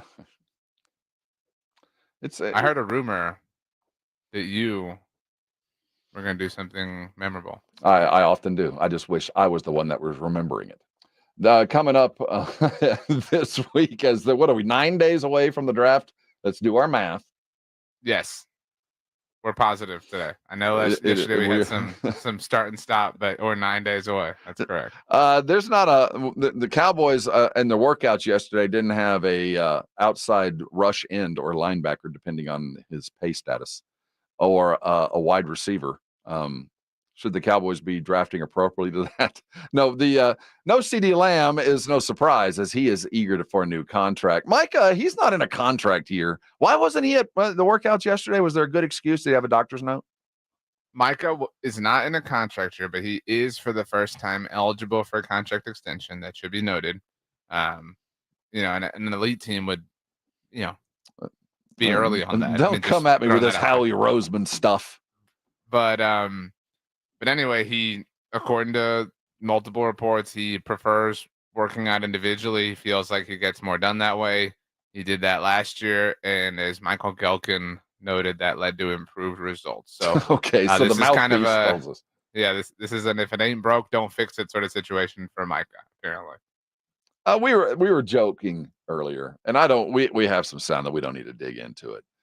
Micah, talking about wanting to return kicks. What did he want to be a tight end last year? Did we hear that? Didn't he? He wanted to be a running back. He's talked about. This is one of those. This is so silly. This isn't real. So. But the Cowboys, at least their special teams coach Jim Fassel was willing to at least entertain the idea. What I'm saying is they're trying to keep him happy. They haven't paid him yet, but. This isn't like be quiet and do your job kind of stuff. I think it's the rumors of him kind of wearing thin the Cowboys coaches and staff. I don't think are necessarily true if we're just still kind of joking about the kick return stuff. I agree. It's silly, but it does kind of go to show the relationship that Micah has, at least with his special teams coach and the rest of the staff. He is a gem. That at the end of the day. Micah's individual results speak for themselves. I think this is probably the most, this is my opinion, but probably the most difficult offseason Micah's faced as a Cowboy, because it's been the like bubbling up of the playoff frustrations over the course of his career. And he's been, associated and affiliated with nothing but excellence, right? Like nothing but like, oh, Micah's the best, Micah. It's like, okay, well, you're 3 years in, you don't have a defensive player of the year to show for your efforts. Your team continues to flail in the playoffs, and now people are coming at you saying you're doing podcasts and stuff like this, and you're not working, and blah blah blah. And some of that may or may not be true, may or may not be fair, may or may not be whatever. But that's a lot to deal with, especially when you're only used to dealing with the positive end of all of the sports media spectrum. In the significance of perception in the modern world, what's more important? Not showing up to a voluntary practice or changing your social media status? What is in the hierarchy of DEFCON 4, 3, 2, 1, or 1, 2, 3, 4, depending on the order of ascension? Where are we sitting if you don't show up for a voluntary workout? I don't think either thing's, no, I don't think there's a GM that's like, holy crap, we got to pay. The social media thing is probably the silliest one. But it seems to be a pretty good barometer. Well, if it's your job, if you're the agent, Rob, and Agent Rob on the job, and it's your job to get the most money possible for your client, you're going to do everything you can, right? And it is a move, however silly of one is certainly up for debate, but it is a move nonetheless. But the voluntary workout thing, I think, is, it's it's DEFCON 5. You know what I mean? Like we're not even turning on the DEFCON. I think 4 is the worst. I think we go from 1, which is no problem, to 4. I'm very like there might certain be that is 1 the worst? 1 is the worst. It's the other way. Okay. So 5 is the we the just lowest level, an everyday kind of thing, and 1 is look out. Okay, I still think that it is some level of alert. Like we're not all like you and I aren't currently on DEFCON 5. You know what I mean? right. Like there is some sense of like, okay, everyone needs to be ready for something. I don't even think it's that, but this does potentially precede bigger things. Okay, the social media thing, I don't think whatever. Well, let's apply the DEFCON to other players. Where are we in the Dak Prescott, the DEFCON situation? 5 is just alert. 4 is a little worried. 3, yikes. 2, hold out. 1, he's leaving, kind of stuff. Or the context is different because he's not. His position isn't about to see a massive boost in the market the way CD's is. Right. Also, his position is so much more valuable. So not having him is really terrifying. So relative to the context of the situation, I'm at like a DEFCON 2 with that. Okay. I'm at like a DEFCON 2 for CD for different reasons. Because if you blink today, Justin Jefferson could get paid. Jamar Chase could get paid. And we could go from talking $30 million a year to, I mentioned a little while ago, it was a year ago that Jalen Hurts got $51 million per year from the Eagles. Now the number we've talked about all offseason for Dak has been 60. I mean, right now, the number for receivers is 30, 31 a year. I mean, think about if you're last, if you let Justin Jefferson, Jamar Chase, T. Higgins, Brandon Ayuk, Amon-Ra St. Brown, Jalen Waddle, that's 6 players who all want to beat the last one to sign. If you're 7th in that list, even if you're 5th in that list, we're talking about now we're at 35 a year, 36 a year. So that's why I'm at DEFCON 2, because you're going to pay so much more if you drag your feet and you wait. CD isn't going to wake up today and go, by golly, Agent Rob is right. Playing for the Cowboys is an honor and a privilege, and I have to be grateful for it. And I should just say no to more money, and I should do them a favor because they're really up against it, and they're really trying to field a great team. No! Quit being stupid and naive. Wake up and smell the coffee and get in line in the real world. And so they're going to lose this the way they lost the Dak Prescott negotiations the last time around, the way they lost the DeMarcus Lawrence negotiations that time around.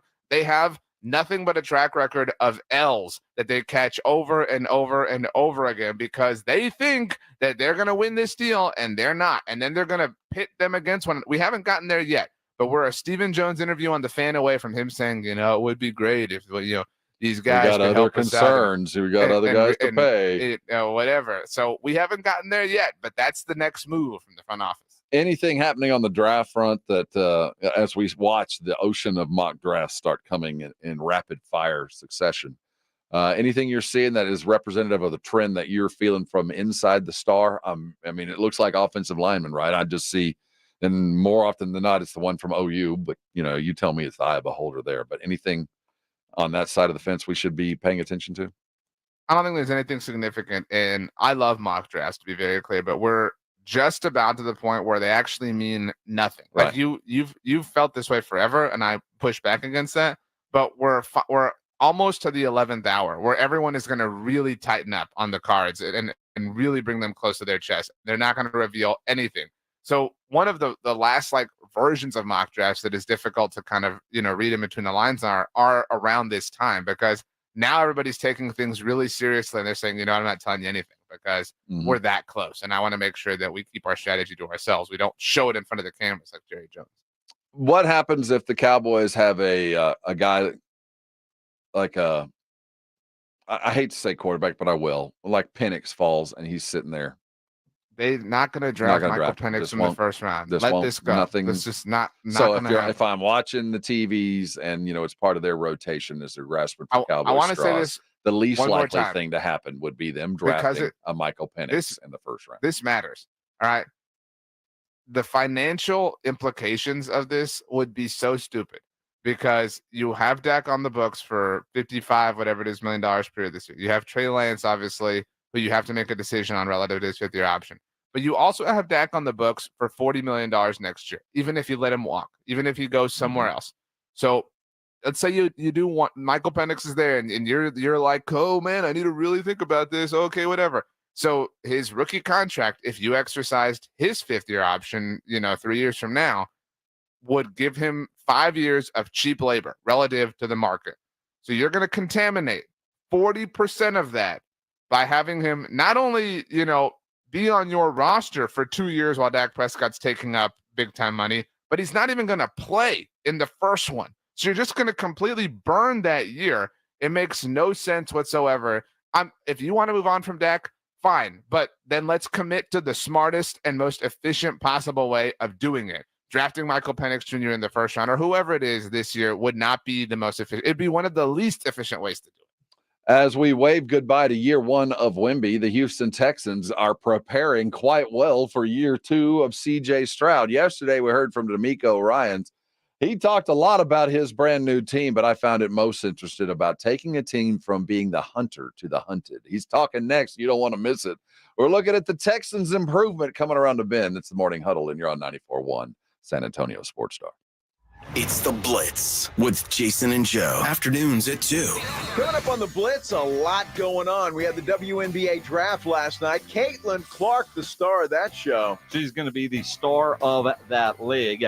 CeeDee Lamb, a no-show in Dallas. No reason to panic. We'll talk about it, though, with Shireen Williams from Pro Football Talk. She joins us at 5:15. The Blitz starts at 2. The Blitz with Jason and Joe. Afternoons at 2 on 94.1 San Antonio Sports Star. If you need bold banners to boost your business, but you're on a budget, think Staples. Posters, flyers, signs, and menus for less? Think Staples. Staples can print anything you need to move your business forward. Now at Staples, save $50 on your print purchase of $150 or more. Same-day service available on hundreds of items if you order by noon. And all backed by Staples' Print Perfect guarantee. So it's done right or it's printed again free. Staples, your local print and marketing expert. N61, visit staples.com/print for details. Okay, guys, we got to put our trays up for takeoff. Where's Dad? Oh, he's in the back. We could only get 3 seats together. Daddy has my pillow. We'll get it later. Can you not put your feet up, please? Why aren't we going? We must be in line for takeoff. Like security? Well, that was a different line. I have to go. We just sat down. But I have to go. The seatbelt sign's on. Why aren't we moving? Hey, no kicking. We're just 15th in line for takeoff. Son of a... Don't go there. Go on a real vacation. Go RVing. Learn more at GoRVing.com. Guys, did you know your testosterone affects everything in your system, including how you feel and perform every day? Right now, Revive Men's Health San Antonio will check your testosterone for free. Knowing your T levels is the first step in understanding if you have low T. Your testosterone level impacts your energy, libido, sleep, weight, hair loss, mood, and even ED. Maintaining an appropriate T level can change your whole life. Most men start to see changes in their hormone levels in their 30s. Experience and results matter. So what are you waiting for? Get your T levels checked today by local, experienced, and trusted men's health experts. They've helped thousands of men since 2011. They're so confident they can help you, they even guarantee it. Call Revive today and schedule your free testosterone test, free exam, and free consultation. Call Revive Men's Health at 210-615-7777. That's 210-615-7777. Or visit ReviveMen'sHealth.com. Diamonds Direct Spring Sale is here. Shop now and get an extra 20% off Diamonds Direct's renowned prices. It's the best sale of the season. Plus, book an appointment and get an additional $100 off. That's 20% off plus $100 off store-wide. Rings, earrings, pendants, bracelets, engagement rings, and more. And enjoy an expanded selection with designer appearances each weekend. 20% off now to April 21st and open Sundays. Details at diamondsdirect.com. Prescriptions require an online consultation with a healthcare provider who will determine if appropriate restrictions apply. See website for details and important safety information. Subscription required. Price varies based on product and subscription plan. Hey guys, did you know there's a generic form of Viagra that works just the same but is 95% cheaper? And you can get it online at hims.com/joy. Through Hims, you'll get a free medical consultation to determine the ED medication that's best for you. Discreet shipping if prescribed, a 100% online process, and a range of treatment options, including trusted generic alternatives to the name brands, at up to 95% off. ED is personal, and at Hims, so is treating it. Just go to hims.com/joy and get connected to a licensed medical provider online for free. with zero copay, no expensive appointments, and no awkward face-to-face conversations. To start your free online visit, you need to go to this exclusive address, hims.com/joy. That's hims.com/joy for your free online visit, hims.com/joy. Hi, my name's Jason Thompson. I've lived in San Antonio for more than 50 years. Went to grade school, high school, and graduated from law school right here. San Antonians have trusted me as their attorney after serious injury and fatality collision since 1994. My website is alawyerforus.com. Why a lawyer for us? Well, after several years of practice, I watched as insurance companies created their own law firms solely to defend against auto claims. Today, there are very few insurance companies that do not have their own captive law firm filled with attorneys whose job is to minimize what the insurance company has to pay on an auto claim. If you or a family member is injured in a traffic collision, you will need your own attorney. Just remember alawyerforus.com. For many lawyers you see on billboards, your case will be handled by a non-lawyer or a staff lawyer. If you call me, Jason Thompson, I will be the lawyer you speak with. The initial consultation is always free. If you or a family member needs an experienced attorney you can trust, I want you to call me, Jason Thompson. My number is 900-0400. That's 210-900-0400 or alawyerforus.com. This is the home of the Aggies. This is Andrew Monaco. You're locked on 94.1 San Antonio Sports Star. Hey, welcome back. It's the Morning Huddle here on San Antonio Sports Star. We're so glad you're with us here on a Tuesday. Full week of fun headed our way. The Blitz will be here at 2. They'll have Mother Football here to talk all the league and the Cowboys in particular. The Houston Texans have had if it's not the best off season in the NFL, it's damn near close. They just haven't made a wrong turn, it appears, and everything they needed to do, they got done. D'Amico Ryans has a team on the move, and this includes even the uniforms. I mean, even their uniforms are fresh and new and improved, and we're finding out how much involved they put the fans in with the new uniform. This is the first time I heard of this. Yeah, so they involved the fans and solicited opinions more so than any franchise ever has, which is very cool. Do you believe that? Do you think if it was, they'd have more light powder blue? I don't know. I believe everything because of 2 words. All right, what are the 2 words you think I'm going to say? These 2 words that I'm about to say are 2 of the most important words that have happened to the Houston Texans in some time. D'Amico Ryans. No, you're close. It is a name, and I don't mean to at all underscore the importance of D'Amico, but Hannah McNair. Hannah McNair is one of the more influential women in the NFL in general. Really? But she's one of the most successful women in the NFL. One of the most successful people in the NFL. Tell me, I didn't know this. What? Okay, go on. Cal's wife. Cal's wife, not a daughter, but married in. Okay. Right. She has been credited with a lot of I don't know what her background is. I don't know what her, career has been, but she has her hands all over kind of the success of bringing in D'Amico Ryans. And it was not long ago that this front office was among, not even front office, this organization, this building. Yeah, exactly. Was this just, they had a chaplain as the team president. I mean, it was a joke. Exactly. I mean, so she has, I feel like, established legitimacy. She has come in.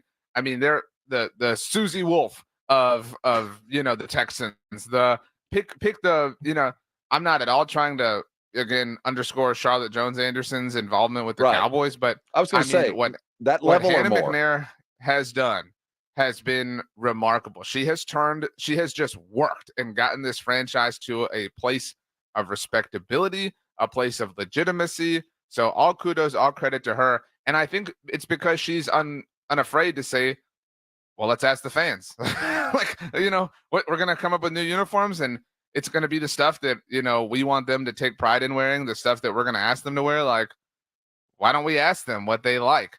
And the powder blue thing feels really small. It seems like a super insignificant detail. And as an outsider looking in, I have no right to bring up anything, to be honest. I don't want to speak for Houstonians or Texans fans or whoever. Right. But if we examine this story, this is a fan base that had their team taken away from them. And there are very few colors in the NFL? If we talk now, like if we get into the minutia of this all, let's wade in, put on your waders, and let's go into the color talk.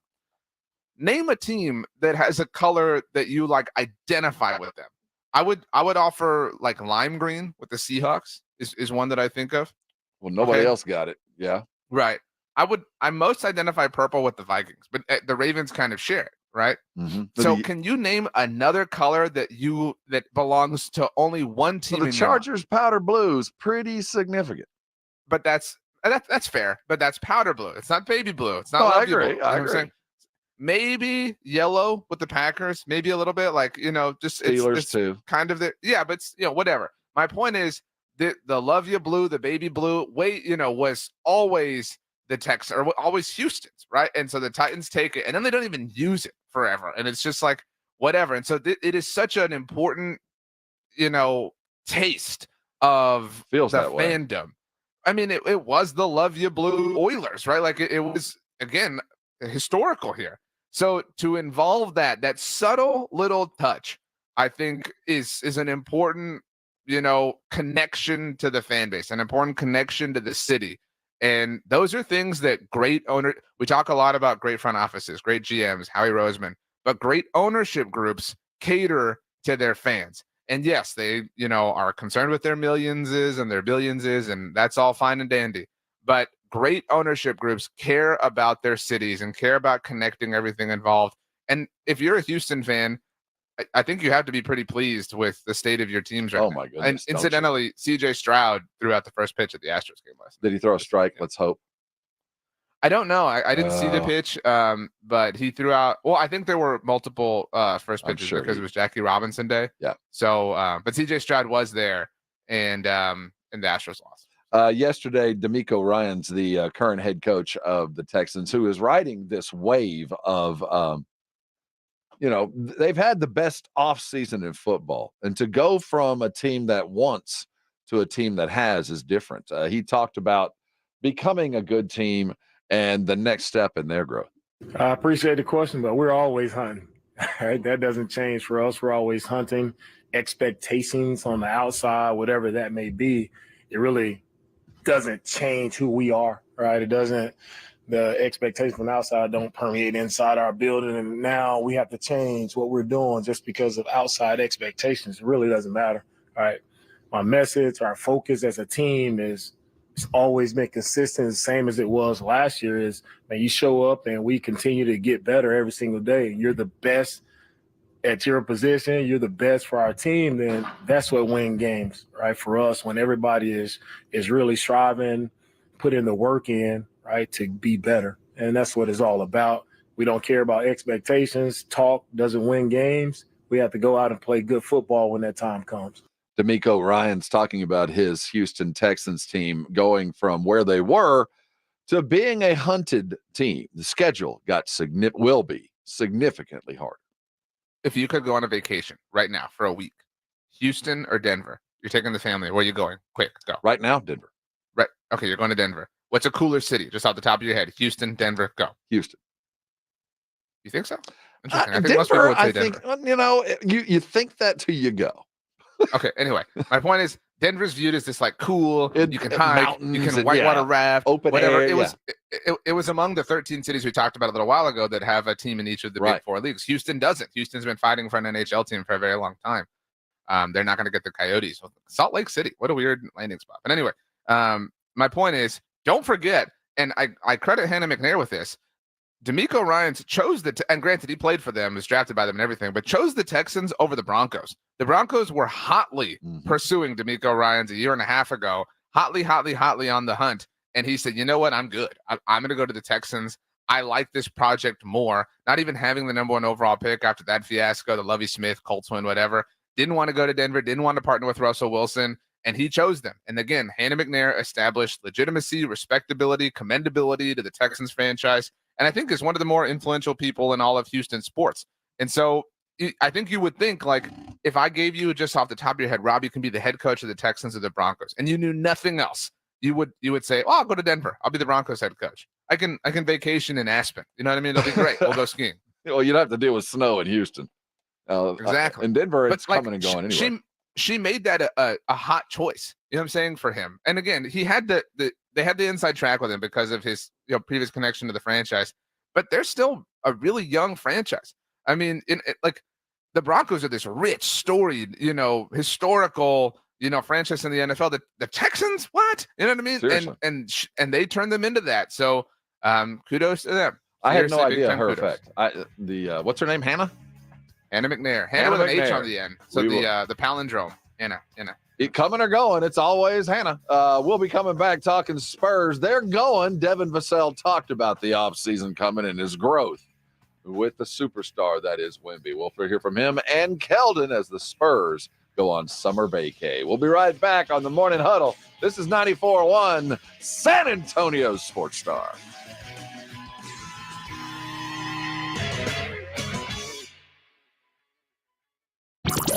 KTFM Floresville. This is 94.1 San Antonio Sports Star, your home for the Aggies. Without the ones like you who work tirelessly to keep things running, everything would suddenly stop. Hospitals, factories, schools, and power plants, they all depend on you. No matter the weather, emergency, or time of day, you're the ones who get it done. At Grainger, we're here for you with professional-grade industrial supplies. Count on real-time product availability and fast delivery. Call, click Grainger.com, or just stop by. Grainger, for the ones who get it done. Are you ready to party with a purpose? Taste of the Northside is Thursday, April 18th at the beautiful Security Service Event Center. This elevated fiesta event for foodies includes on-site covered parking, entertainment, unlimited tastings from over 30 premier restaurants, countless curated wines and craft beers, hosted by Brighton Center, presented by HEB. Purchase tickets at tasteofthenorthside.org. Proceeds benefit Brighton Center, the largest nonprofit in San Antonio, serving children with disabilities through pediatric therapy and education initiatives. Get the last water softener you'll ever own and tell them Dave Ramsey sent you. The last water softener you'll ever own. Call 656-PURE Kinetico. Visit KineticoSA.com. Getting quality employees to fill positions in your company is essential, but finding those people can be a major hassle, unless you use ZipRecruiter. ZipRecruiter makes finding quality people a breeze. And right now you can try it for free at ZipRecruiter.com/free. With ZipRecruiter, one click sends your job to hundreds of top job sites. But more than that, ZipRecruiter's advanced technology identifies the candidates with the skills you need, sends you a list of great matches to review, then actively invites them to apply for your job. And the results speak for themselves. 4 out of 5 employers who post on ZipRecruiter get a quality candidate within the first day.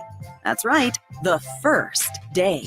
Now you can focus on your business and let ZipRecruiter do the work finding the best people for you. See for yourself. Experience the ease, efficiency, and power of ZipRecruiter for free.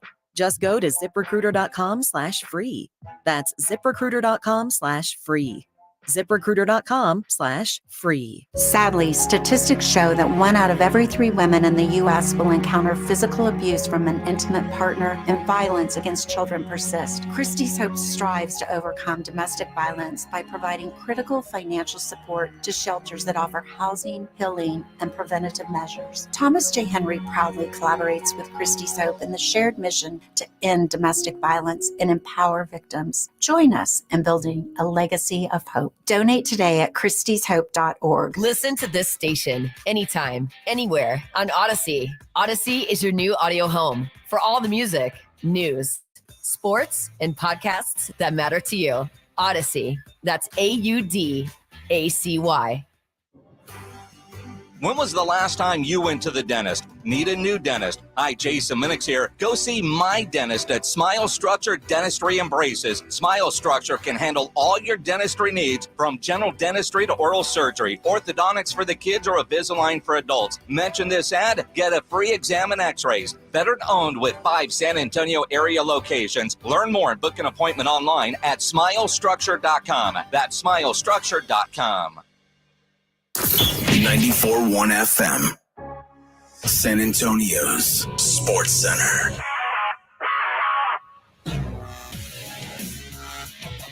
The Cowboys began voluntary workouts yesterday. Micah Parsons and CeeDee Lamb did not arrive. Both are looking for new contracts. Micah's got a year. CeeDee is running out of time.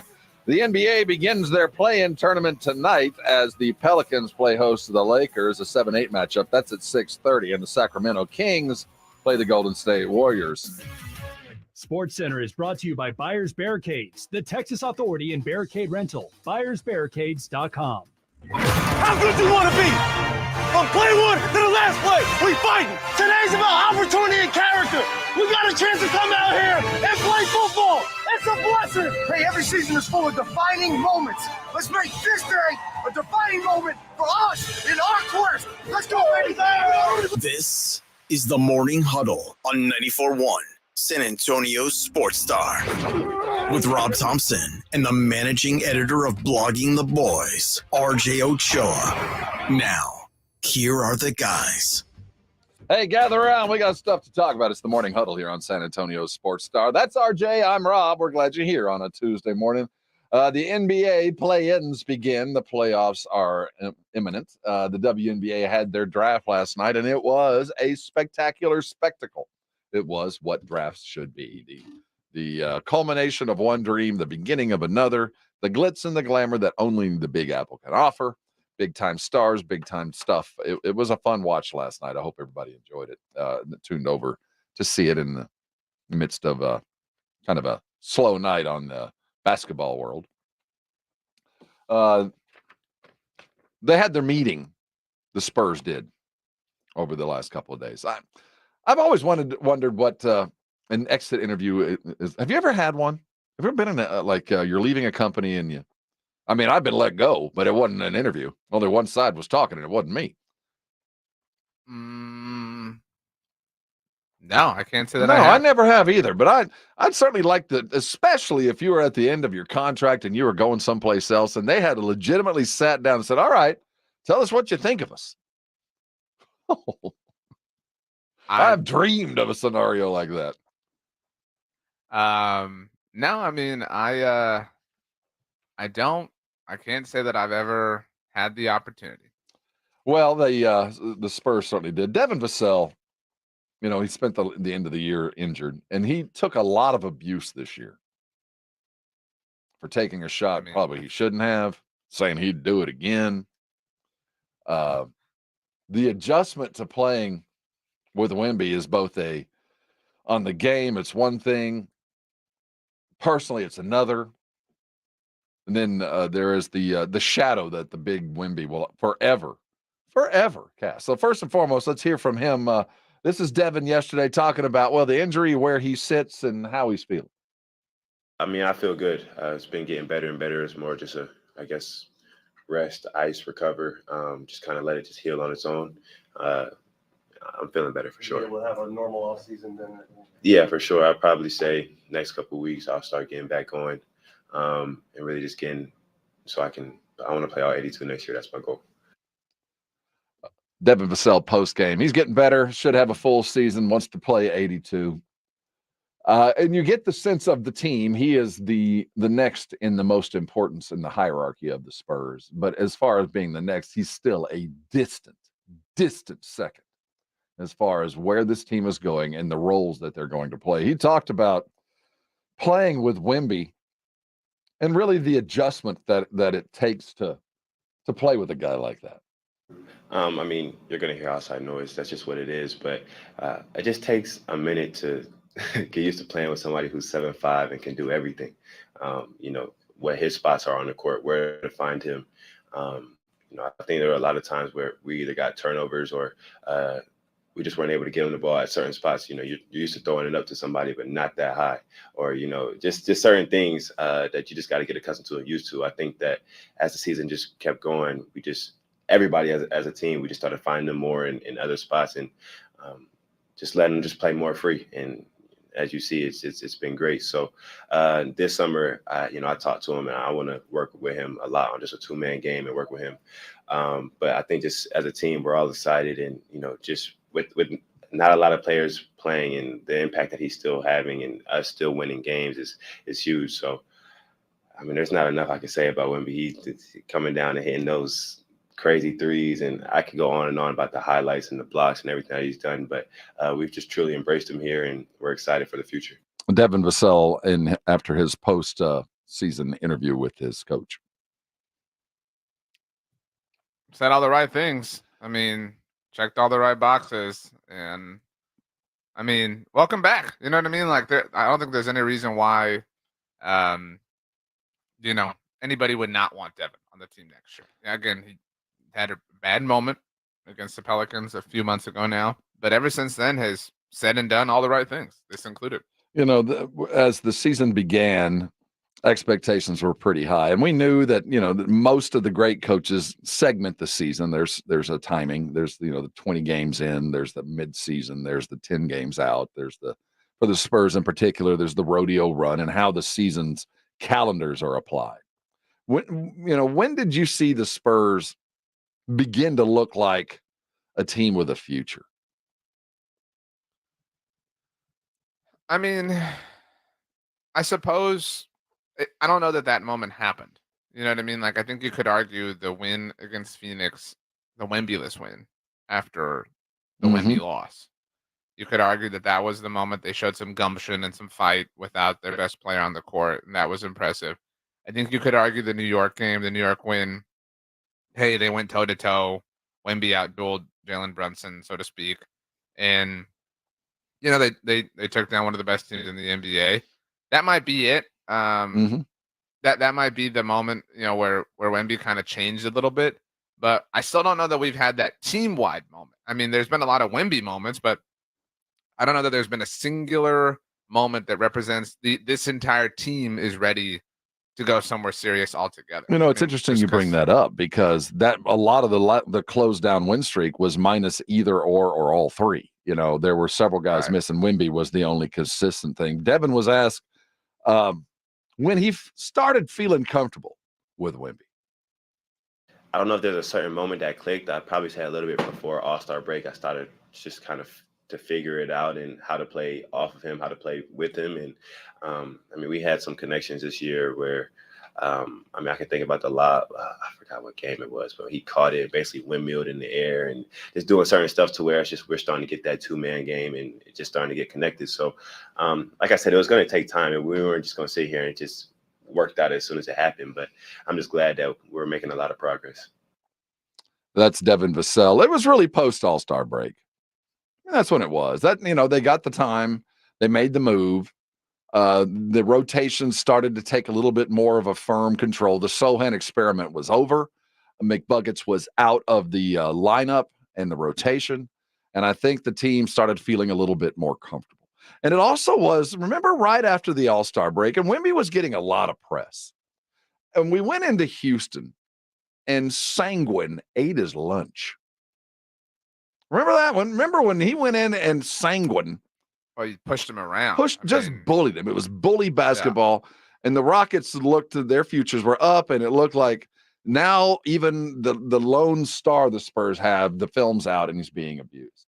And Pop kind of babied him for a couple of days, a couple of games. He didn't force him. He didn't play him against some biggers. And then it started to click. That I think Wemby said, this is about as bad as it's ever going to be, and I'm better than that guy. And then the team started to turn. Even Devin talked, post All-Star game is really when things started to click for everybody. I feel like I've talked about it before. We were really catching our groove, a little bit before All-Star, but really after All-Star break, and just kind of turning this thing around. And, Coach Pop challenged us as soon as we came back from All-Star break to basically just be better all around, and I feel like we were. So just wanted to finish off the season strong, and even with a couple key guys out, we've been keeping it rolling. So that's huge. Devin Vassell, that's when it clicked, and there goes the future. That we started seeing what we're going to see from here on out. I don't think he's wrong. It's that's the Spurs are in such a weird place because I don't know how it's possible, but we're here to feel so certain about something, right? Like to feel so much conviction about Wemby, right? Like you would bet your house, you would bet everything you own that Wemby will be a top 3 player in the NBA next year, 5 if you want to be conservative. Yes, right? No doubt in my mind. Right. What's around him? Like, I have no idea. Like, isn't that a strange dichotomy to feel like this dude is going to be so Herculean next year, as evidenced not just by what he's done, but by what those around him are saying, and we have no idea what is going to exist in his orbit just 8 months from now. It seems it is a long 8 months seems soon to us. In the NBA world, this whole roster is going to be transformed, and we really don't know, but we are pretty comfortable in the fact that the guys that are going to be here for that. Looking back on the season, is there a Wemby moment that you remember? Like when you saw him do something for the first time when you went, it's all true. The hype is real. The Harrison Ford, Han Solo, all of it. The 5x5. I think the triple-double with the blocks, that might have been it, actually. The triple-double with the blocks was the first, like, this is stupid. Like, this is impossible what you're doing here. The 5x5 thing is I don't want to say it's luck. It's obviously an incredible skill, but there's a little, like, the game has to flow a certain way for the 5x5 to happen. But for you to have a triple-double with blocks included, it's just you dominating people the entire night. You know, the individual plays that we saw, I think the one that's most memorable for me, and I think it also rebounded and reverbed with Devin. He was asked the same thing. What's the craziest thing, or what was the moment when you saw Wemby do something, you went, oh my God, this is Devin's recall. Anything. I was surprised every game. I think he had triple-double with blocks or something like that. I mean, there's just, I think, what was the game? Yeah, I wouldn't know. The first possession came down and shot it from like the logo. It was like our first bucket. I was like, after the All-Star break? Yeah, it was home. I don't remember exactly when. It was like the first possession. He tips it, we get it back, and he shoots it from the logo. And I looked at him like, bro, are you serious? And he just starts laughing, and I was just like, okay, yeah, this is insane. I mean, the Milwaukee game goes behind his back, he dunks on it. There's so many plays I can sit here and just be like, you just don't even. It's not real. I mean, he did a sham guard to a spin move to out. I'm like, okay, yeah. He's just making up stuff in his head at this point. It's crazy to watch. It's crazy to see, to think that he's just going to keep getting better and better, and that just makes us want to get better. We know we're going to be in certain positions where we're focused on the playoffs. We want to get in the playoffs. We want to be a contender. Like, we want to get to those spots, and that just makes us want to have to get better quicker. Devin Vassell post season interview talking about the star that is Wemby. The play that I'll remember is in Boston, a steal at half court. Derek White, former Spur, running along behind him, and Wemby goes Jordan and grabs the ball like it's an orange, a volleyball, and sweeps it over his head with one hand and 2 steps to the rim for a kind of a Jordan-esque dunk. That's one of the most viewed plays in all social media in all the world this year. Wemby's already placing amongst the trees, the elites in the social media world already there. I mean, it's really difficult to pick just one moment, but that is a good one. And I think the fun part about it is, like, so I don't mean at all to act like Steph is not otherworldly, but if you asked anyone to pick their like favorite Steph highlight, they would all be the same. It'd be not the same play, but it'd be like an amazing jumper from downtown, right? You guys, anybody for their favorite Wemby moment, favorite Wemby, whatever, like, it's a variety of things. You know what I mean? It could be like a shot, it could be a block, it could be a steal, it could be a lob, it could be a pass. I mean, like, he's so, multifaceted and so diverse that's what's exciting about the future with him. And he is, I mean, he is one of one in every single way. Oh, we'll continue talking Spurs a little bit after 9:30. We're going to hear from Keldon, Jeremy, and sum up the season with all the pertinence as they head to the 4 corners of the globe. We'll look at what the main office, the front office, will be doing as the lottery is imminent. Coming around the corner, we're going to look at the play-ins are starting tonight, and we'll look forward to what will be an interesting decision that the Lakers have to make. Do they or don't they? Should they or shouldn't they? Do you chase the path of least resistance, or do you go chase a win because that's what you do? We're talking NBA play-ins that will lead to the playoffs next. You're on 94.1, and this is San Antonio Sports Star. If you miss the Blitz with Jason and Joe, then you miss this. Austin Clunch, the new UTSA men's basketball coach, joining us here on the Blitz. The goal is always to win the regular season title and win the conference championship, and that's going to be our goal in year one. Now, like I said, right now we are a long ways from that. You know, we've got to build a roster. We've got to get out here and start to implement the way we're going to guard, the way we're going to attack offensively. So, yeah, we have a ton of work to do, but the expectation is going to be the expectation. And I am fully aware that, we're nowhere close to the level we need to be at to consistently compete every night in the American. But that's going to develop. Just one day at a time, we're going to get a little bit closer. Right home with the Blitz. Afternoons 2 to 6 on 94.1 San Antonio's Sports Star. Hi, my name's Jason Thompson. I've lived in San Antonio for more than 50 years. Went to grade school, high school, and graduated from law school right here. San Antonians have trusted me as their attorney after serious injury and fatality collision since 1994. My website is alawyerforus.com. Why a lawyer for us? Well, after several years of practice, I watched as insurance companies created their own law firms solely to defend against auto claims. Today, there are very few insurance companies that do not have their own captive law firm filled with attorneys whose job is to minimize what the insurance company has to pay on an auto claim. If you or a family member is injured in a traffic collision, you will need your own attorney. Just remember alawyerforus.com. For many lawyers you see on billboards, your case will be handled by a non-lawyer or a staff lawyer. If you call me, Jason Thompson, I will be the lawyer you speak with. The initial consultation is always free. If you or a family member needs an experienced attorney you can trust, I want you to call me, Jason Thompson. My number is 900-0400. That's 210-900-0400 or alawyerforus.com.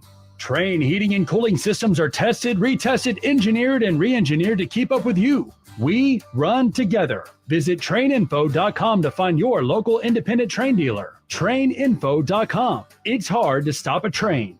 If you need bold banners to boost your business, but you're on a budget, think Staples. Posters, flyers, signs, and menus for less? Think Staples. Staples can print anything you need to move your business forward. Now at Staples, save $50 on your print purchase of $150 or more. Same-day service available on hundreds of items if you order by noon. And all backed by Staples' Print Perfect guarantee. So it's done right or it's printed again free. Staples, your local print and marketing expert. And 6-1, visit staples.com/print for details.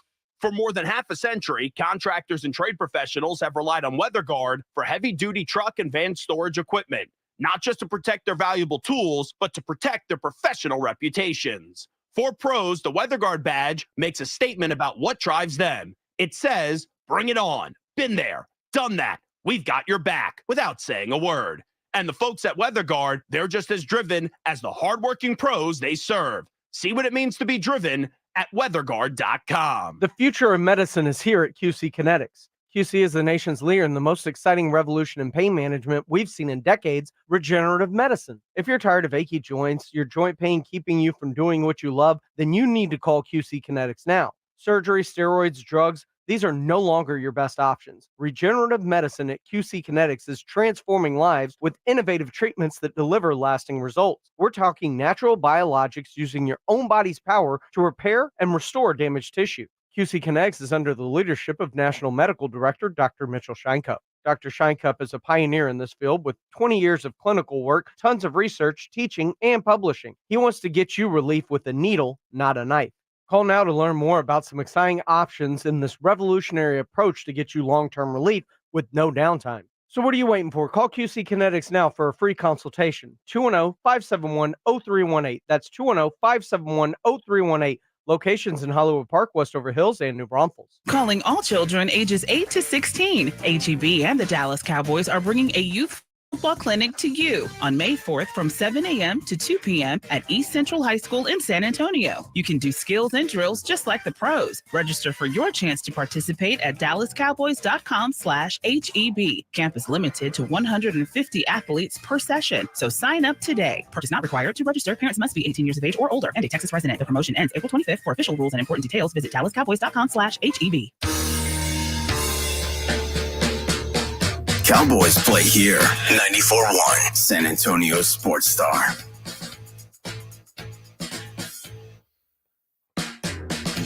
The Morning Huddle here on San Antonio Sports Star. The play-ins begin in earnest tonight. I saw a stat yesterday. Buddy Hield is the first player to play in 84 regular season games due to a trade. Got 84 games in. There's so much for load management. We get an extra. This isn't playoffs. This is play-ins. So it's not really regular season. But do the stats count toward the playoffs? They don't. These are like netherworld numbers. I don't know how the stats count. There's the weird stat heads that don't like like baseball having the double headers only being 7 innings and stats getting messed with and things like this. So you're right. I don't think these are regular season stats. That wouldn't be fair. So these just exist in their own ether. This is we're in the third dimension, the Bermuda Triangle of stats. So the way we get our playoffs, the West is on TNT and the East is on ESPN. Is that how we're going to be fed them over the next? I think so. I think that's. Let me double check, but I think that's accurate. Because so tonight we get our Western taste, and really the intrigue here is how afraid are you of the Denver Nuggets? Basically, at the end of the day, the San Antonio Spurs kind of threw a monkey wrench into the Denver Nuggets' plans when they beat them last Friday night. They fell from first to second, and that caused some questions to arrive for the Lakers or any other team that's going to be sitting at 7th or 8th place, who they want to play, as Oklahoma City took the number 1 and first seed in the West. So the Lakers have an opportunity in their game tonight. They could, worst case scenario, let's say, is they lose. Darn it! But if they lose, they skip the Denver Nugget trail to the Western Conference. And they get the Oklahoma City second-ranked trail. And that part of the pyramid. If they make it there. If they make it there. And that's a big if, because they got to go through 2 games. But the question does remain, is it worth 100% effort only to win and then face the one team that you haven't beaten in like 2 years? Was it 7 straight games that they've lost to Denver?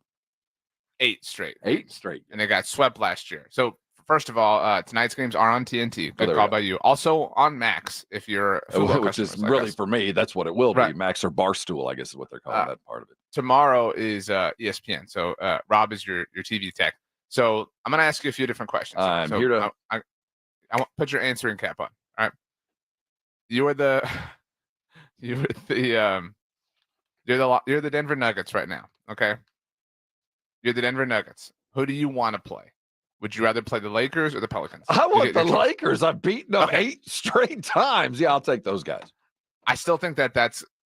I understand your point, but the Lakers still have LeBron James and Anthony Davis. Like that is still a real thing. But okay, fine. So that's one answer. You are the Thunder. Who do you want to play? The Thunder, and it could be any one of the Lakers, Pelicans, Kings, or Warriors. Who do you want? Warriors. Of all 4, you want the Warriors. No, I'm actually the Kings would be the easiest road. Right. So if you're the Thunder, you want the Kings. Yeah, but that's not going to happen. Okay. You are the Warriors. Who do you want to play in the play-in next to get to the Thunder? The Pelicans or the Lakers? To be the man, you got to beat the man, maybe. I would like to think that if I'm Steph Curry, I want LeBron. Okay, not because they're the easier. I don't know, but I would like to think that Steph would want to play the Lakers. That the Golden State Laker dynasties that are closing or wherever they are going against each other, winner goes in, loser goes home. I'd like to think both sides would like to see that. So then to use some Rob parlance, you're not LeBron, but you're a Laker fan. All right. You're a Laker fan, and you have decided you want to throw this game tonight. You want to risk it. You want to roll some dice because you want to go to Oklahoma City. All right. So would you rather? You're a Laker fan. You're not LeBron. Right. All right. Would you rather play the Dubs or the Kings? Kings. I think you'd rather play the Kings. Yeah, everybody would rather play the Kings. They don't play defense. Right. And they're hurt. So that's what I'm saying. 2 shooters gone. So that's what I'm saying. If you're a Lakers fan, and there's like a billion of them, tonight you're rooting for a loss and for a Kings win. That's what you're rooting for. And then that sets up your showdown against Sacramento on Friday night. Winner goes to Oklahoma City. It would be a beautiful thing if it was a hard-fought to the end basketball game that the Lakers and the Pelicans were going to play.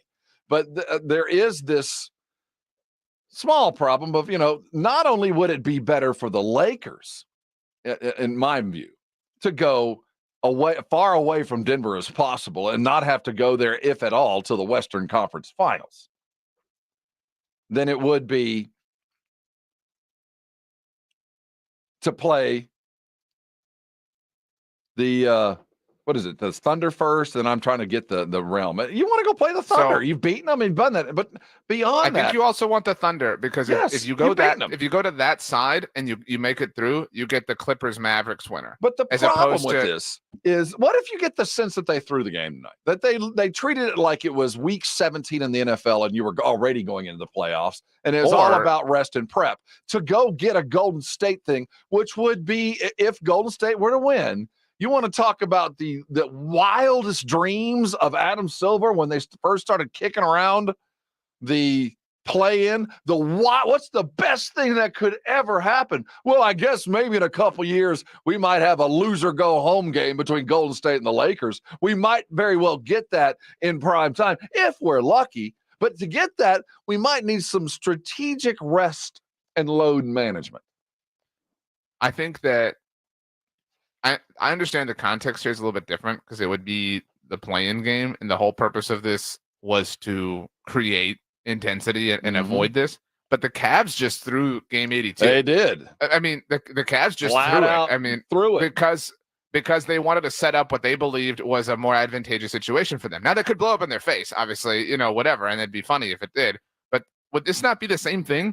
You know what I mean? Would this absolutely would be the same thing? You can make an argument.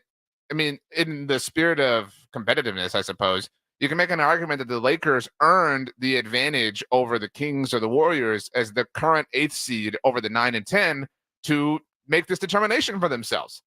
I mean, and the other thing is, we keep presuming that the Lakers are the only team who are afraid of the Nuggets. Who says the Pelicans want to go play the Nuggets? Like, you know what I mean? Like, look, you think the Pelicans are like, hell yeah, sign us up? You know what I mean? Like, the equation is the same for either team, whether it's LA or New Orleans tonight. So I would rather be the loser, whoever that ultimately winds up being. I just think that LA will go to greater lengths because they're the Lakers to lose. But I have no problem if a team wants to throw this game because it's a weird thing to say, but they've earned that right. They've put themselves in this position. You never want to go into any kind of game where the outcome is not in doubt, or at least shaded in a way like, Now, I get it on week 17s and guys are rested for the playoffs, and there's really no other interest other than that. But this is supposed to matter. The idea behind the play-in game is, of all the games since the All-Star break, you're finally playing one that absolutely matters. If you had to bet your life savings tonight, basically, this is what you think will happen. You taking Pelicans or Lakers to win? Pelicans are going to win. They're at home. I think they laid down on Sunday. You don't get beat like that without a plan. So do you think this is just they're the better team and that's why you're picking them? Or do you think the Lakers have a vested interest? I think it's a combo of the two. Right. I think that's the better way to put it. I think there is some incentive for the Lakers not to, you're 5 minutes in the fourth. You could really put your foot on the gas and bring your Anthony Davis in for a hard 5 minutes and maybe whatever it takes to get it done. And then go into the next game. Or you could go, you know what? Take a rest. You're playing in 24. You're playing in 48 hours. We know where we're going. Let's go pack our bags and go that route. I think at the end of the day, that's how it's going to play out. It won't look shaded, but the outcome might not be in doubt by about 5-6 minutes to go. But it will test the metal. I will, I'd love to see, the outcome be damned, who we play be damned. I want to beat kind of game. That's always fun, but so like I asked you if you were whoever and you already took your answering cap off and your hair looks great, but if you had to answer one more time, and if you're Adam Silver, okay, who do you want to win tonight, New Orleans or LA? And the answer is New Orleans. And then who do you want to win after that, Sacramento or Golden State? The answer is Golden State. Absolutely. Because what you just described, I would love to see everybody kind of lay it on the line to win or go home. That means nothing if it's the Kings and the Pelicans. Right. We'll see you next year.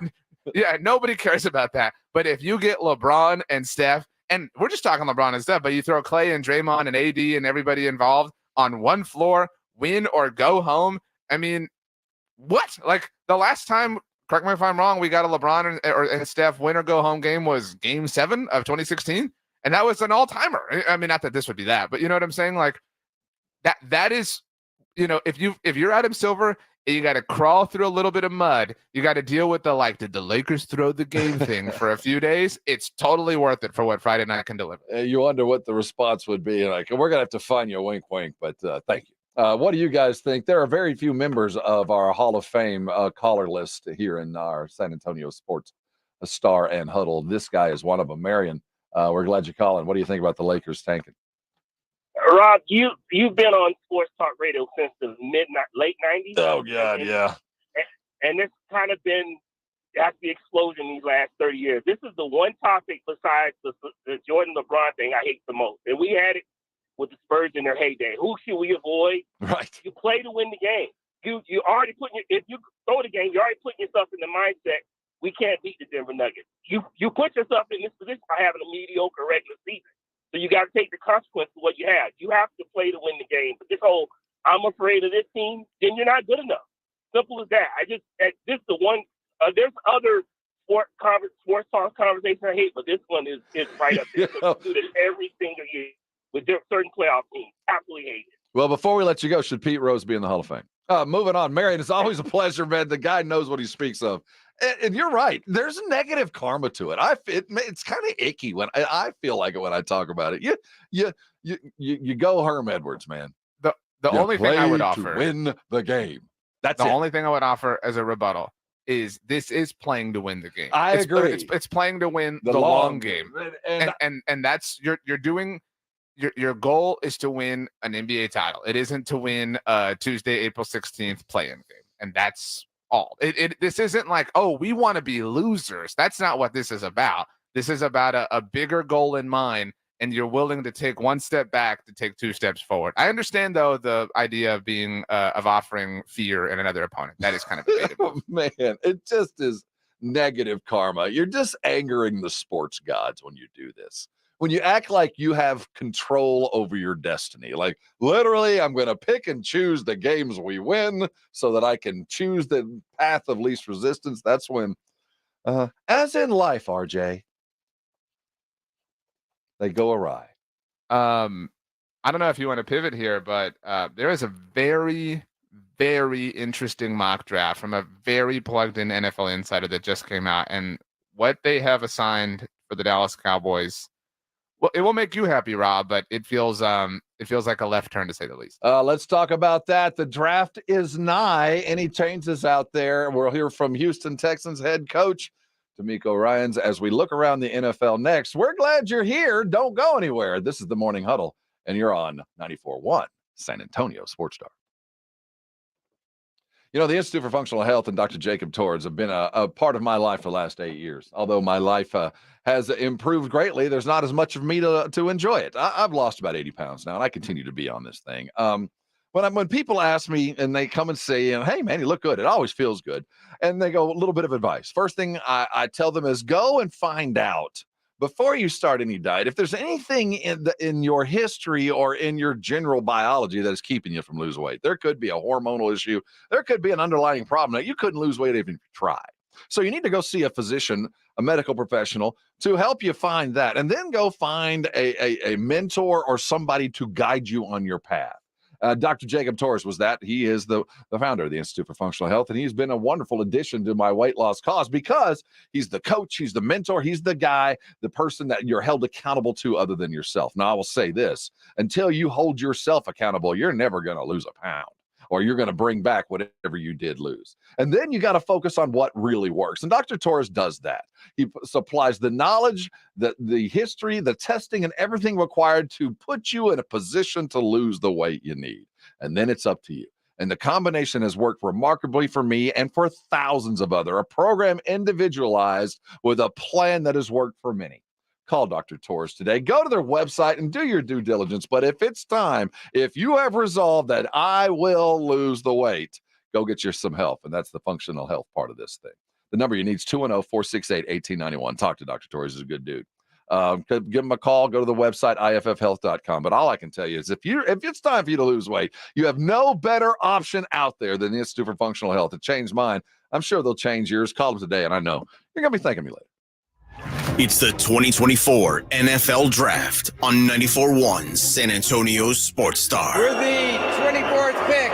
The Dallas Cowboys select April 25th, 26th, and 27th. Join 94.1 San Antonio Sports Star for this year's NFL Draft. Live from Detroit. I love the tenacity and the aggression with which he plays. He is a mauler. Who do the Cowboys and Texans pick? Does Jerry make a splash? Who goes number one? And who's the next Mr. Irrelevant? the Houston Texans select C.J. Stroud. You don't ever want to pass on the guy you ought to be taking there, but still be position I select. thought Sauce Gardner would be the first corner, but you go back to 2019, and that version of Derek Stingley is as good as anybody in this entire draft class. Find out right here on your exclusive home for the NFL Draft. 94.1 San Antonio Sports Star. Our daughter Jessie loves playing detective. A clue. But since we discovered she has sensitive skin, we've been playing detective too. We thought the problem was our puppy. But it was actually our old detergent. Aha. So we switched to Tide Free and Gentle. Tide cleans better than the leading competitive free detergent, and it doesn't leave behind irritating residues. Plus, Tide Free and Gentle has no dyes or perfumes, so it's gentle on her skin.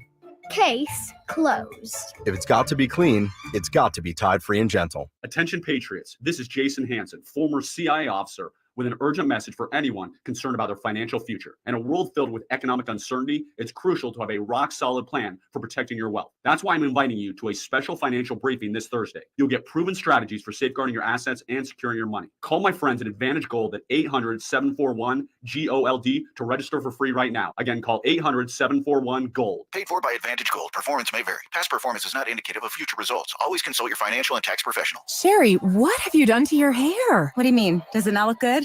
It doesn't look good. It looks freaking amazing. I can't believe how thick and healthy it looks. Oh, I must know your secret. No secret. It's hair volume from New Nordic. Hair volume, huh? Well, it certainly lives up to its name. Your hair has never looked so thick. It is gorgeous. I was so tired of having thin and brittle hair. Ugh, and the shedding. So I figured I'd give hair volume a try. Needless to say, I'm thrilled with the results. Hey, where are you going? I'm going to pick up some hair volume right now. My reunion's next month, and I want my hair to look as good as yours. Hair Volume is the best-selling hair tablet in the world and one of many award-winning natural health products from New Nordic, the #1 supplier of dietary supplements in Scandinavia. Purchase at newnordicusa.com or your local Walgreens, Rite Aid, or CVS. Available as a tablet or delicious gummy. Help your hair look full, voluminous, and beautiful again at nordicUSA.com, Walgreens, Rite Aid, or CVS.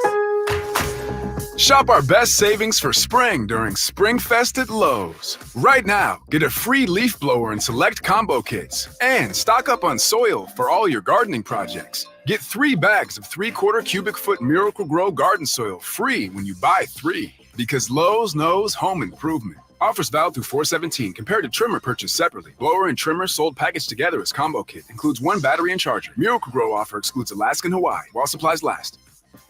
As a roofer, spring means the start of my busy season, which means I've got to get organized. With help from Beacon, I can save time with Beacon Pro Plus and 24/7 access to live pricing, delivery tracking, order history, and more. Plus, this spring, I can earn $1,000 and the chance to win a $25,000 backyard renovation just by buying my CertainTeed shingles online with Beacon. No purchase necessary. Now that's what I call a spring cleanup. Visit BECN.com for official rules and to start earning entries. Good morning, everybody. Coming up on the Blitz, we're going to talk about that WNBA draft last night. Caitlin Clark, the star of that show. We'll talk some Cowboys football as well with Shireen Williams from Pro Football Talk. How about Micah and CD not showing up for voluntary workouts? Big deal? Well, Shireen will know. Hey, RJ. Oh, wait a minute. You told me to stop talking. Never! All right, Joe. The first and most important rule of talk radio is never stop talking. That's RJ Ochoa, unless it's the appropriate time. I'm Rob Thompson. On the other side, that's Easy E, Edwin Hafner. Mock draft season is upon us. Are we at the 3.0s yet, or are we still doing 2.1s or 2.2s? They're dropping pretty fast. The latest are coming around the bend. Whether they play a role in what the Cowboys are actually going to do is one thing. But so first things first, I told Joe to stop talking on Instagram because he said Tiger Woods should retire. So yeah, man, that kind of chill out, Joe. Come on. Yeah. Anyway. So mock drafts are, in some respects, a silly exercise. I understand your take on this, but they are valuable. And I think the way to exemplify their value is an ism from NFL Media's Daniel Jeremiah. He often says that he builds his big board with his eyes, meaning how he grades and how he ranks the players. It's all based off of his own evaluation. But he does his mock drafts with his ears in terms of what he's hearing around the NFL, who he's talking to, what they're saying, what so-and-so is going to do, whatever. These are the ones that matter to me. Okay. Right. So I think that basic principle is worthy relative to certain NFL insiders. No disrespect to others, but when Daniel Jeremiah mocks, we listen. When Dane Brugler mocks, we listen. What about Peter Schrager? Well, no offense to him. We're talking about Peter Schrager right here. Peter Schrager is among the NFL's foremost insiders. You've seen and heard him likely on Good Morning Football. He does a lot of coverage for Fox. He is one of the most plugged in people in the game.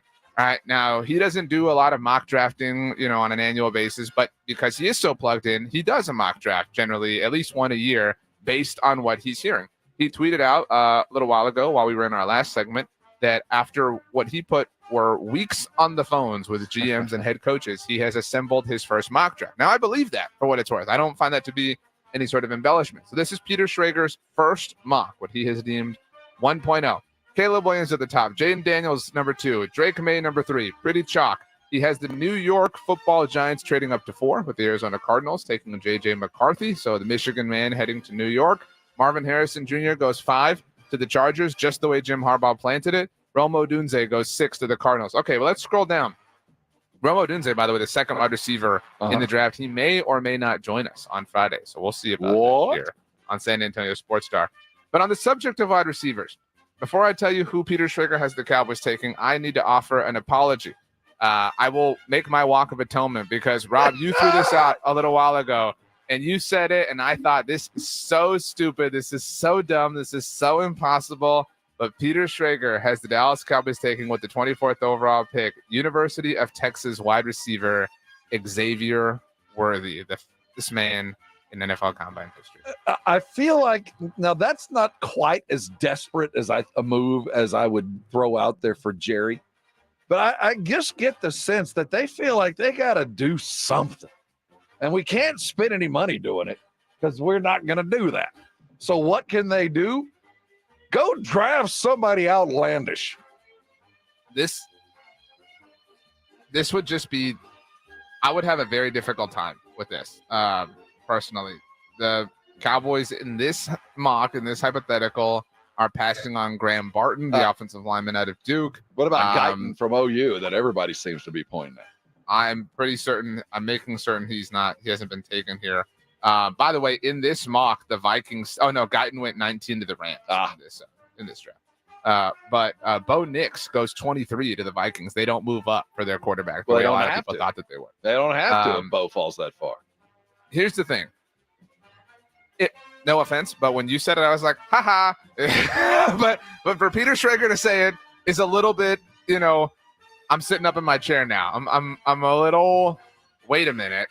Could this actually happen? That would be, again, it would be just a toy. You know what I mean? It would be just a toy, Rob. You put it so appropriately. There's I hate to put things in the context of things that really don't apply, but there's a book called The Right Stuff, made a great movie. And they talk about Houston getting NASA. Well, why the hell would NASA be in Houston? They had a ship channel, but really they could have been a lot of places. Probably headquarters of NASA would have been appropriate right next to the launch pad, but they didn't do that. It went to Houston instead of Florida. And the reason it went is because LBJ was on a losing streak. He was trying to get things moving. He had lost a couple other battles, and he went to Houston. He stood in front of him and said, look what I brung you. I know you're mad at me. I know I haven't done enough, but I got this. And I get the sense that Jerry's going to try to pull an LBJ. Like, look what I brung you. Well, it ain't enough. It's nice. It's not the whole thing. And something out there seems to be brewing in my mind, whether it's a trade or an outlandish move like this, just to kind of shake the news story and alter the course of what has been such a dismal and dark offseason.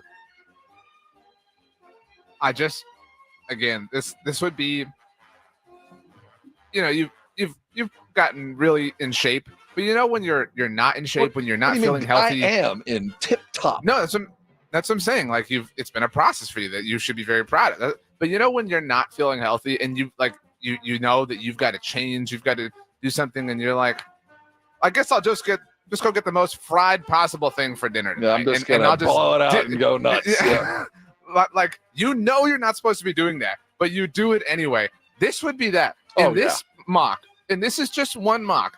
In this mock, the Cowboys are passing on Graham Barton, Amarius Mims. I know you know that name from Georgia. They're passing on Jackson Powers Johnson. They're passing on a starting offensive lineman, a starting center potentially in JPJ, all in the name of a secondary wide receiver.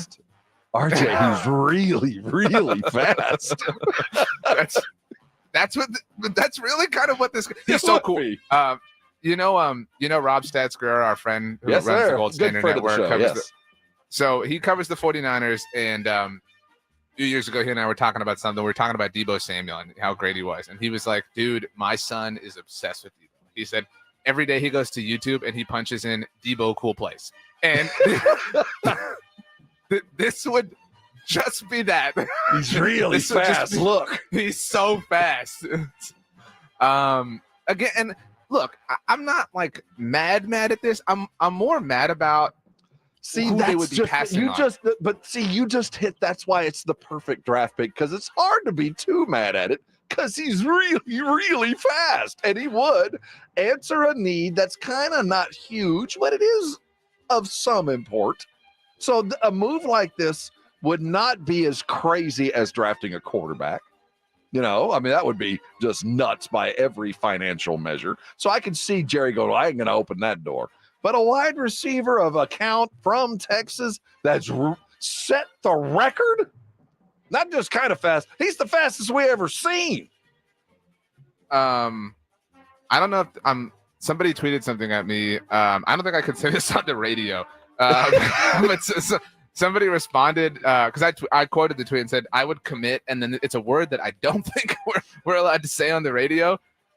This would really upset a lot of people. Again, and it wouldn't it wouldn't be you're so stupid, but it would be the Stitch meme from Lilo and Stitch, like just dragging the eyes down, like you just don't want to do the right things ever. But why do you make it so the Cowboys are the Jordan Spieth, incidentally enough, having gone to the University of Texas, of NFL teams? Like, just be normal. Like, just do the normal thing. But it would be so cool. He's fast, RJ. He's really, really fast. He's hurt, but he's really fast. And again, when you were like, RJ, he could help on the new kickoffs. And then they get Jonathan Brooks in the third round. Oh my God. And then is there anybody else? Can we draft a Manning early? Can we preempt and do a Boston Celtics like they did for the Bird and just draft him a couple years from now? We go ahead and do that. This morning the NFL announced that Applebee's Grill and Bar is the official grill and bar of the NFL. That makes me happier than the Xavier Worthy idea. I want my baby back. Coming, baby back. That's Chili's, not Applebee's. That's right. No, that's not right. That's Chili's. Shifting gears. Dude, come on. What do you want for dinner, Rob? Candy, ice cream. And a lot of it fast. Why? And this is Schrager. Again, I would, if this was some Yahoo, on some random site or whatever, I wouldn't put a lot of stock into it. But the fact that it's Peter Schrager is significant. And not like, whoa, go make a bet on it, but it is significant coming from Peter Schrager of all people. He's one of the people that you got to take it seriously from. And I take it to the account that obviously the Cowboys are trying to do something. And I think if that's it's not enough, but it'll keep enough of us intrigued because he's so fast, or whatever that pick might be, that,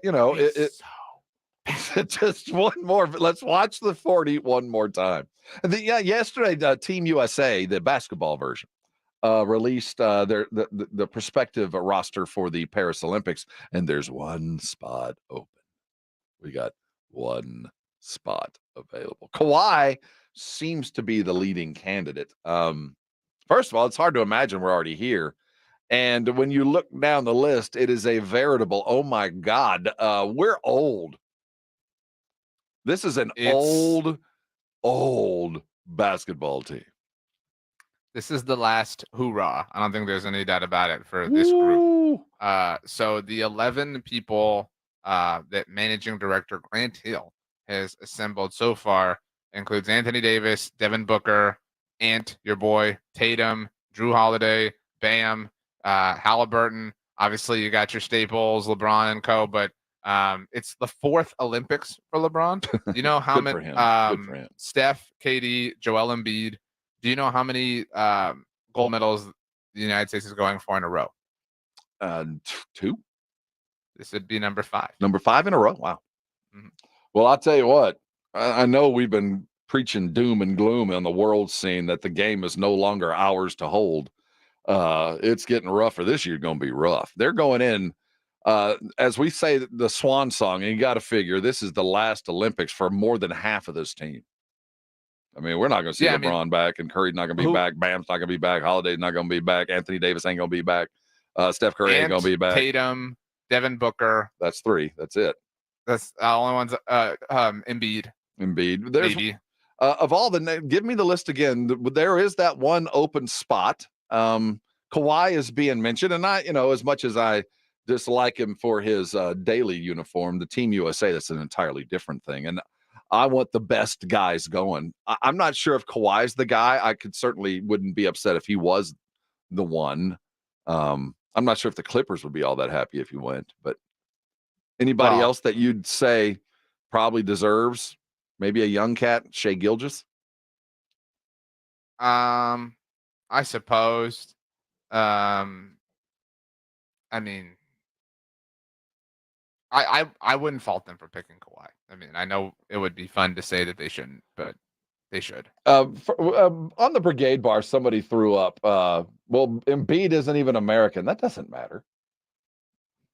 You can be naturalized citizen. You can have parents. You can be of descent. I think Joel Embiid had the choice of like 3 countries, didn't he? Couldn't you? Wasn't there some a West African country and wasn't Haiti and even there was something that he had French, to figure out exactly. So where you're born that has absolutely nothing to do with the team and the flag you represent. Go check out the UAE's track team.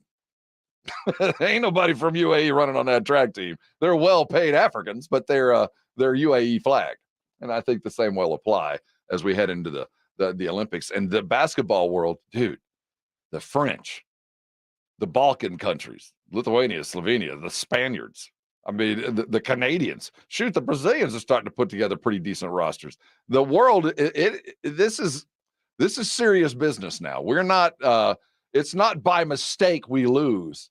We're going to start getting just consistently competed and beaten by teams that are more talented. And that's never been the case. Yeah, I mean, enjoy this last one because we're going to, I mean, if you think Devin Booker, Tatum, and who do we Ant, are saving the day in 2028, what after think about the cyborg Wemby will be by 2028. You know what I'm saying? We're going to be facing that cat. We're going to have to convince them to change flags. If you had your choice on this team, who's the best? I'd chase the best shooter left. Grayson Allen had a hell of a year. He just got some money. I'm no fan of Grayson, but this is not about the best 15 guys in the NBA go to Team USA. It is the 15 best guy for Team USA. And I'm not worried about having an elite shooter when they got books. I've got the other 14 guys. But I'll tell you though, here's the problem. When we get into that international ball and the spacing is weird. It's a little bit tighter. The jump shots are never quite as open because the line's just a little bit closer. It's an adjustment. The more shooters you've got, the better you are in international ball because you've got to hit them. You can't go cold, and you got to have 2 or 3 guys that you can rely on, that you can rotate through that to hit the three. It is more valuable in international ball than it is in the NBA, and it's super valuable in the NBA, to give you an idea. I don't know if it should be Kawhi. He's a defensive stopper. We got some time as Team USA is headed to Paris, as is Wemby. We're going to hear from him and Jeremy and Devin and all the boys as they're headed into the wins. We'll look to the Spurs. We'll talk WNBA and the future of the league. They're going to expand should San Antonio be on that list. They're not currently now. We'll talk about it next. This is the Morning Huddle here on 94.1 San Antonio Sports Star.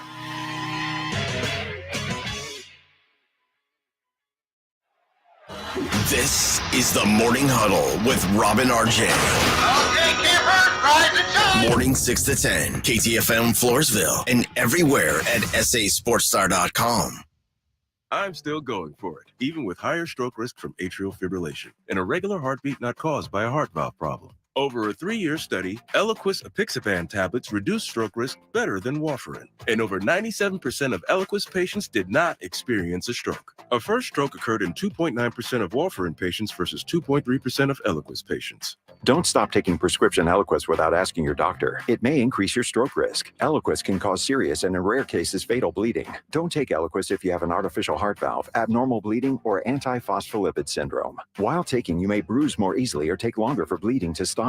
A spinal injection while on Eliquis increases risk of blood clots, which may cause paralysis, the inability to move. Get medical help right away for unexpected bleeding, unusual bruising, or tingling, numbness, or muscle weakness. Medications such as aspirin products, NSAIDs, SSRIs, SNRIs, and blood thinners may increase bleeding risk. Tell your doctor about all planned medical or dental procedures. Learn more at Eliquis.com or call 1-855-ELIQUIS. Diamonds Direct Spring Sale is here. Shop now and get an extra 20% off Diamonds Direct's renowned prices. It's the best sale of the season. Plus, book an appointment and get an additional $100 off. That's 20% off plus $100 off store-wide. Rings, earrings, pendants, bracelets, engagement rings, and more. And enjoy an expanded selection with designer appearances each weekend. 20% off now through April 21st. And open Sundays. Details at diamondsdirect.com.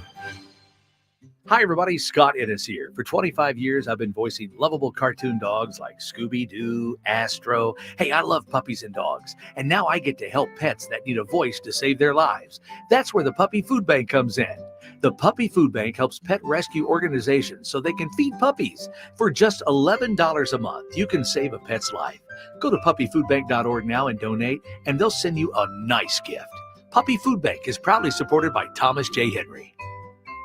Hi, my name's Jason Thompson. I've lived in San Antonio for more than 50 years. Went to grade school, high school, and graduated from law school right here. San Antonians have trusted me as their attorney after serious injury and fatality collision since 1994. My website is alawyerforus.com. Why a lawyer for us? Well, after several years of practice, I watched as insurance companies created their own law firms solely to defend against auto claims. Today, there are very few insurance companies that do not have their own captive law firm filled with attorneys whose job is to minimize what the insurance company has to pay on an auto claim. If you or a family member is injured in a traffic collision, you will need your own attorney. Just remember alawyerforus.com. For many lawyers you see on billboards, your case will be handled by a non-lawyer or a staff lawyer. If you call me, Jason Thompson, I will be the lawyer you speak with. The initial consultation is always free. If you or a family member needs an experienced attorney you can trust, I want you to call me, Jason Thompson. My number is 900-0400. That's 210-900-0400 or alawyerforus.com. Guys, did you know your testosterone affects everything in your system, including how you feel and perform every day? Right now, Revive Men's Health San Antonio will check your testosterone for free. Knowing your T levels is the first step in understanding if you have low T. Your testosterone level impacts your energy, libido, sleep, weight, hair loss, mood, and even ED. Maintaining an appropriate T level can change your whole life. Most men start to see changes in their hormone levels in their 30s. Experience and results matter. So what are you waiting for? Get your T levels checked today by local, experienced, and trusted men's health experts. They've helped thousands of men since 2011. They're so confident they can help you, they even guarantee it. Call Revive today and schedule your free testosterone test, free exam, and free consultation. Call Revive Men's Health at 210-615-7777. That's 210-615-7777. Or visit ReviveMen'sHealth.com. Puro San Antonio football returns to the Alamo Dome this Saturday night as the San Antonio Brahmas play host to the Michigan Panthers. Pack the Dome for a 6 p.m. kickoff. Follow the Brahmas social channels for a link to get your Brahmas Fiesta medal with your tickets. Experience the excitement. Buy your tickets now at theufl.com. Come watch Coach Wade Phillips lead the Brahmas to take on the Michigan Panthers Saturday night at 6 in the Dome. Get your tickets now at theufl.com. Vamos Brahmas! San Antonio's Sports Star. San Antonio's Sports Center. The NBA play-in tournament begins tonight in the West. You get the Pelicans taking on the Lakers. Lots of questions regarding who should or will win. Tip at 6:30. Following that, the Kings and the Golden State Warriors play. Tip will be after 9 o'clock. Those games are on TNT. The Rangers got a 1-0 win over the Tigers to begin a series, and the Astros, well, they took down Atlanta 6-1. How good you want to be? From play one to the last play, we fighting. Today's about opportunity and character. We got a chance to come out here and play football. It's a blessing. Hey, every season is full of defining moments. Let's make this day a defining moment for us in our quest. Let's go, baby. This is the Morning Huddle on 94.1 San Antonio's Sports Star with Rob Thompson and the managing editor of Blogging the Boys, RJ Ochoa. Now, here are the guys. Hey, gather around. We got a bunch to talk about this morning. This is the Morning Huddle. He is RJ. I am Rob. Together we huddle up every morning from 6 to 10. If you're getting here late, where you been? It's easy to catch up, though. You can go to sasportstar.com where you're getting all your news and updates anyway. And there in our audio vault brought to you by AA Best Belmonts, you can catch up all things future and past. You can listen live and listen to the past. It's a really good place to be. Head over there at your leisure. We're glad you're here this morning. Watch us live on our YouTube feed and like and listen as appropriate. Last night, the WNBA heralded the next, had their draft. We welcomed Caitlin Clark and the Bayou Barbie, amongst others, into the NBA. It was WNBA. Last night was an evening befitting the superstars that the WNBA are becoming. It was a show full of glitz, glamour, and all the things that we've become very accustomed to in the rest of the leagues. I mean, it's just kind of how we do it. And last night, the ladies joined in spectacular fashion as we welcome Caitlin into the WNBA and the wave that begun. It was first and foremost, a great night. It was just really cool. I mean, entertaining. She was just on Good Morning America like 20 minutes ago. So it's been a pretty hectic, 2 weeks? I mean, not to say that her life before that wasn't hectic at all. But Caitlin's been on the move. How many planes do you think she's been on in the last 2 weeks? It's time for her to buy her own, I can tell you that. She certainly will have the money for it if she doesn't already. The Fever drafted her number 1 overall. No surprise at all there. That had already been committed. So there goes the NIL. She's probably taking a pay cut. Not probably. Taking a pay cut. I mean, she's going to make money, obviously, by way of different sponsorships and things like that. And her jersey sold out and it will sell out again. And I think that there's enough innovation happening in the WNBA now with the influx of stars to find a way for everything to be okay. I mean, I understand the general take that, oh man, she could have made more money at Iowa. And there was a lot of money to be made, but I feel confident that the WNBA is in safe hands. I mean, it is moving forward at a stratospheric sort of rise. And as it moves forward, San Antonio and South Texas are left behind. We didn't used to be behind. We had the Stars. And now they're gone. In Las Vegas, successful. Becky Hammon's taken the reins and they're title holders and will continue to be front and center on the wave that is the WNBA. The commissioner of the WNBA said yesterday she sees an expansion in their future, and I would be saying the same thing. And it's no surprise she's naming the same teams that or the same cities that are often named for any kind of expansion in any league. Like if Nashville doesn't have it, everybody talks about Nashville getting it. It's all they're going to get it. It's just a matter of when. And the WNBA on that list as well. South Florida on there. I'm surprised there's not a team in Miami. But San Antonio, we've had one. We've won titles. We know what we're doing here. We just didn't. The Spurs decided that their dollars, and I say Spurs, the SS&E, the company that owns the Spurs, decided back then that they would rather spend their money on soccer, focus on getting a MLS team, and got hoodwinked by the criminals that are involved in soccer. The way that we structured the deal, the only way that we couldn't get it is what happened when Columbus snuck a franchise in, and not a new one, but an old one. And there went the deal with the MLS, and there went the Stars. That's right. The Columbus thing was really crazy. It was just, I mean, like overnight. At that moment, I realized that just about all of soccer, whether it be FIBA or anywhere else, feels very corrupt.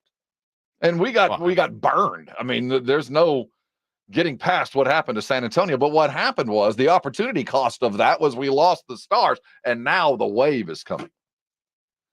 I put it to you. I have an answer. Well, let's hear it. Well, how we're sharing the Spurs now. How we, their brand has to be big.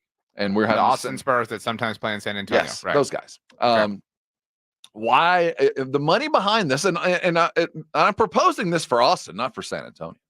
But, Michael Dell and the tech money up in Austin that bought into the Spurs, who have a voting interest in how they go at it, they should go get themselves a franchise. Spend any amount you can. Go get the WNBA and put them in Austin. It'll appease your fans. And once a year, twice a year, now we got an equitable trade. You send yours, we'll send ours, and we'll flip-flop for a couple of days. Well, we can't because they play at different times, but you get what I'm talking about. So we get the Caitlins and we get the Bukers and we get the Tarazis while we still can. And they get the Spurs now and again during the regular season. That's equitable. Now we're talking partnership. If there's a time to get in on the game, it's now. I mean, with the influx of not just stars, but superstars, right? Like everyone's going to have a piece or everyone wants a piece of the WNBA. I mean, 36 of the 40 Fever games are nationally televised because of Caitlin Clark. Can you imagine that attention if she played for the Austin whatevers? You know what I'm saying? Like that would be incredible. And I mean, I'm very curious. I would be curious. I am curious about what the influx of revenue is going to be for Indiana 5 years from now. Oh my goodness. You know what I'm saying? Like, I mean, there's going to be we're a year away from hearing about a new whatever facility for the Fever to, operate out of because of all the money that they're about to make hand over fist with Caitlin. I mean, it's going to be wild. It's going to be interesting to follow over the next decade. The case study that is Caitlin in Indianapolis and Wemby in San Antonio. Two small market teams with the two biggest stars in their respective games. And how they survive and how they continue to go. Now, I know Milwaukee was the first in this. But the case studies are there, and the proof is that so far, you don't have to be anywhere else but where you're playing to be famous. Wemby's in San Antonio. He's got one of the top 5 social media followings, or at least video followers, in the world already. Well, consider, some of that is Wemby's a French bit of a one of one, yeah. right? I mean, because he's international, but consider this morning, I don't know what Patrick Mahomes was on the cover or what the situation was, but Time released this morning the most influential people in the world of sports or whatever, and Patrick Mahomes is number 1. I mean, so yeah. I want to post. We got just a couple minutes here, and I want to pose you a question because if we're going to do this, we have to decide as fandom where we are. Let's say you have $10 in fandom money to spend. This is your fandom budget. And let's say you're already spending $4 on the Spurs and all of that. And I'm talking about, time, gear, attention, fandom. 40% of all of that is already being taken up locally by San Antonio. Or maybe 30%. Okay. And then you've got other fandom in the NFL and other places, but that's elsewhere. They're not here. I'm talking about local fan dollars spent. And you had the opportunity to spend a little bit more money. Let's say we're spending $1 on the missions. I mean, I don't know why you... But I'm trying to say, where would you rather spend your money is where I'm at. Would you rather invest it, save it, and plan for maybe a Major League Baseball team, maybe an NFL team in coordination with other, municipalities, or go all in right now and get you a WNBA franchise, whether it be in Austin or San Antonio, and because it's probably not currently the most attainable because there are 5 cities that have already been listed in front of us, but we have already been there, and we do have a lot of money, and we do have the Wemby shadow that would certainly be nice. to grow a WNBA franchise in the fastest growing region in the developed world. The triangle between San Antonio, Houston, and Dallas, if you haven't read, is the fastest growing region in the developed world as far as money, income, and industry coming to this region. Which would you do? I'm serious. I don't know what I'd do. I think I'd still bank for NFL, but the WNBA, given their current circumstance, if it was available, I might take the sure thing and jump in on that now. I think you have to reckon with reality, right? That's an important thing. Like you have to, you can't get in over your skis. You have to know the boundaries, whether you're okay with them or not, self-imposed or not, but the boundaries nonetheless that you are living and operating and hopefully thriving within. And the NFL is just, if there's an expansion team in the NFL, there's going to be two going outside of the country too, and it's going to London, right? So, look, I would, to be clear, I want all these things, right? Like I would love all these things, but be realist. Okay, like let's be real. Let's face so that's all. So NFL, we don't think NFL is going to happen anytime in the next 50 years. So what's after that? Don't waste time. Don't waste energy. The MLB thing has kind of not been happening. Right? The MLB thing has been a chase. Hasn't necessarily been happening. And like the NFL, you're competing against two teams within your state. It's a very big state, but that is a significant hurdle that you would have to try to overcome. Yeah, and significant defined fandom, generational fandom in both directions. Well, and significant ownership groups that would probably make it difficult for you to achieve, some sort of standing here. The NHL, you're competing against the Dallas Stars. And apathy. And we don't know. We don't care.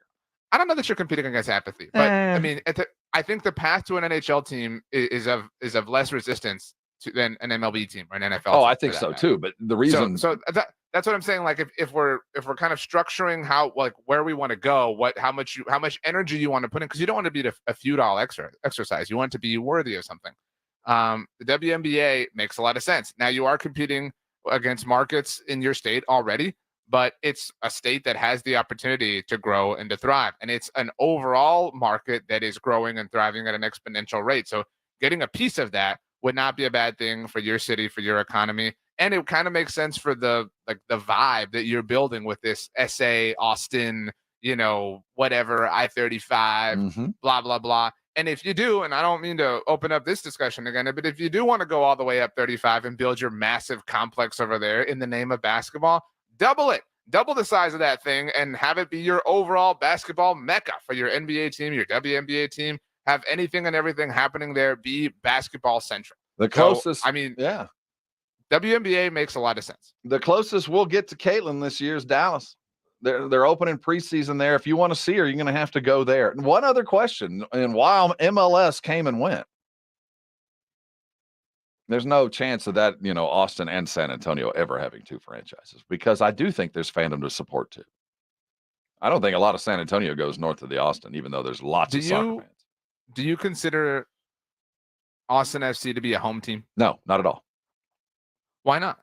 I don't know, because they quite frankly haven't chosen me as their home market. I see no advertising. They don't come to me. So, and that's the reason I don't, because I know nothing of them. Now, they've chosen not to market down here. Every now and then, when they first arrived, as the PD here, I talked with them about, their bigger market. They had no desire about San Antonio. They look at us as another quadrant with different types of fandom, with different desires. And a lot of that stems from Mexico. They feel, we're not going to beat the Trio de Tigres. We're not even going to try. So they kind of stuck it up there. If you had to swear MLS loyalty and allegiance today, would it be to Austin, or would you be easily? Would you just go? That's what I'm saying. It would be easily. You wouldn't even entertain anybody else. No, it'd be because of proximity and the newness. So we're all they are this your together. team. What do you mean? Like feel like you're talking out of both sides. I of your have mouth here. They not are your team. once seen them play 1 second. I know they wear green. I think, but that's all I know. Well, my point is, if you're gonna consider a WNBA team based out of Austin to be, ours, then you have to consider Austin FC. You have to open your heart. Oh, I'm for it. I will. They've chosen not to market to me. I haven't chosen anybody over them. I haven't chosen anybody. Just because they're not SSE yours. You know what I'm saying? Right. So, we've got to be willing to kind of blur these lines a little bit and have it all kind of merge together. Open your heart, Rob. Well, here's one of the problems. While I can open my heart, the Spurs, while underneath the umbrella of the SSNE, they hold their sponsors very tight. They're not eager to share any of this money from HEB, Valero, USAA, Pizza Hut, you name the ones. Every time you see the commercials, all the lawyers and all the officials they don't want to share that with anybody. And any professional franchise outside from underneath that umbrella would be sharing. And they have been pretty good about putting a stranglehold on this area. They're locking these guys up. And to get those big franchises, it's going to take HEB. It's going to take USAA. It's going to take those guys. And are the Spurs willing to share that? Or is the pie growing to the extent they don't have to share? They're just going to give away what's new. We'll continue talking. Your opinions certainly do matter on this. 656-377-6656 ESPN. You willing to sacrifice the future for a current day Caitlin Clark and a basketball arena in Austin to kind of placate everybody? A good thought that we'll carry forward. We heard from all of our Spurs as they are headed to the Winds and the Olympics. We're going to hear from the rest of them as we come around to Ben. Starting at 9:30, we're going to hear from Jeremy as he recovers from surgery and prepares for his Polish Olympic debut. We'll hear from Victor as he prepares for the Olympics. He's already told us he's a little homesick for the little Parlez-vous Français to head back to France. And we'll hear from Devin, the three studs, and where they're going, and Keldon as well. But first and foremost, coming back, let's look at we're here. It is play-in time. Who do you like tonight, and what's the best outcome for a questionable decision? What should the Lakers do? Win and do the right thing or the appropriate thing, or lose and take the path of least resistance? We'll talk about that next. NBA is here. We ready for it? We'll talk about it next. The Morning Huddle continues right here on 94.1 San Antonio Sports Star. You know, Connecticut water softeners have been a part of this market for a long time. I can't remember a time when either myself or my parents didn't have a Connecticut, because that's what they've been doing down here a long time. For those of you that are new to San Antonio, Connecticut's are water softeners that you don't even plug in. They work off kinetic energy. They're designed in the United States. They're as efficient as they can be. Heck, they're award-winning for that. But what they do for us in San Antonio, South Texas, with the water we're pulling out of our aquifer or your well, like in my case, the water tastes good, man. It makes some good sweet tea and some fine light beer, but I'll tell you, it leaves some stuff left over. You've seen it on your dishes, on your hair, on your skin. That white powdery stuff, well, that's just a part of the problem. See, that's the stuff that came out of your pipes. Think of all the stuff that's still there. If your Connecticut isn't there, there's stuff in your pipes, I'm sure of it. And eventually that stuff clogs up, and then you're calling the guy with rubber boots and writing a bunch of checks. Call Connecticut today and let them prove to you that they're the water softener to have. And to let them do that, they will come and put one in your home for 90 days, free of charge, no commitment. Let you find out for yourself what all of us that have one already know. It's the water softener you need in San Antonio, South Texas. Dave Ramsey has it. That's enough for me. Hey, go check out their website, ConnecticutSA.com. Sing it while you type it. Remember the number 656-PURE, because if you'll dial that right now, before you know it, Connecticut will be in your home and you'll know what I know. And then in 90 days, you're going to have one. It's the last water softener you're ever going to own. Get one today, and I know you're going to be thanking me later. It's The Blitz with Jason and Joe. Afternoons at 2. Coming up on The Blitz, a lot going on. We had the WNBA draft last night. Caitlin Clark, the star of that show. She's going to be the star of that league. CeeDee Lamb, a no-show in Dallas. No reason to panic. We'll talk about it, though, with Shireen Williams from Pro Football Talk. She joined us at 5:15. The Blitz starts at 2. The Blitz with Jason and Joe. Afternoons at 2 on 94.1 San Antonio Sports Star. Hey, it's Rob Thompson here for Prize Picks. It's America's #1 sports fantasy act. 3 million players. Yes, I'm a member. You should be too. Download it now and remember the code Alamo, and you can get a deposit match of up to $100. Basketball is balling, baby. Football is coming. Baseball is swinging. It is time to go to Prize Picks because you put your fantasy knowledge into action. You know more. You know your less. You know who's better or not. You know what's going on. You're a fantasy player. Put that knowledge to work. I have, along with so many others. And right now, remember the code Alamo, and you can get $100 deposit match right now. Go download Prize Picks. We love watching Connor McDavid, Jude Bellingham, LeBron James. They are playing go more or less. It's so easy to do, and now's the time to go. You know when it's more, you know when it's less, and when you pair them together, you can win up to 100 times your money. More, less, Prize Picks, Alamo. Go there.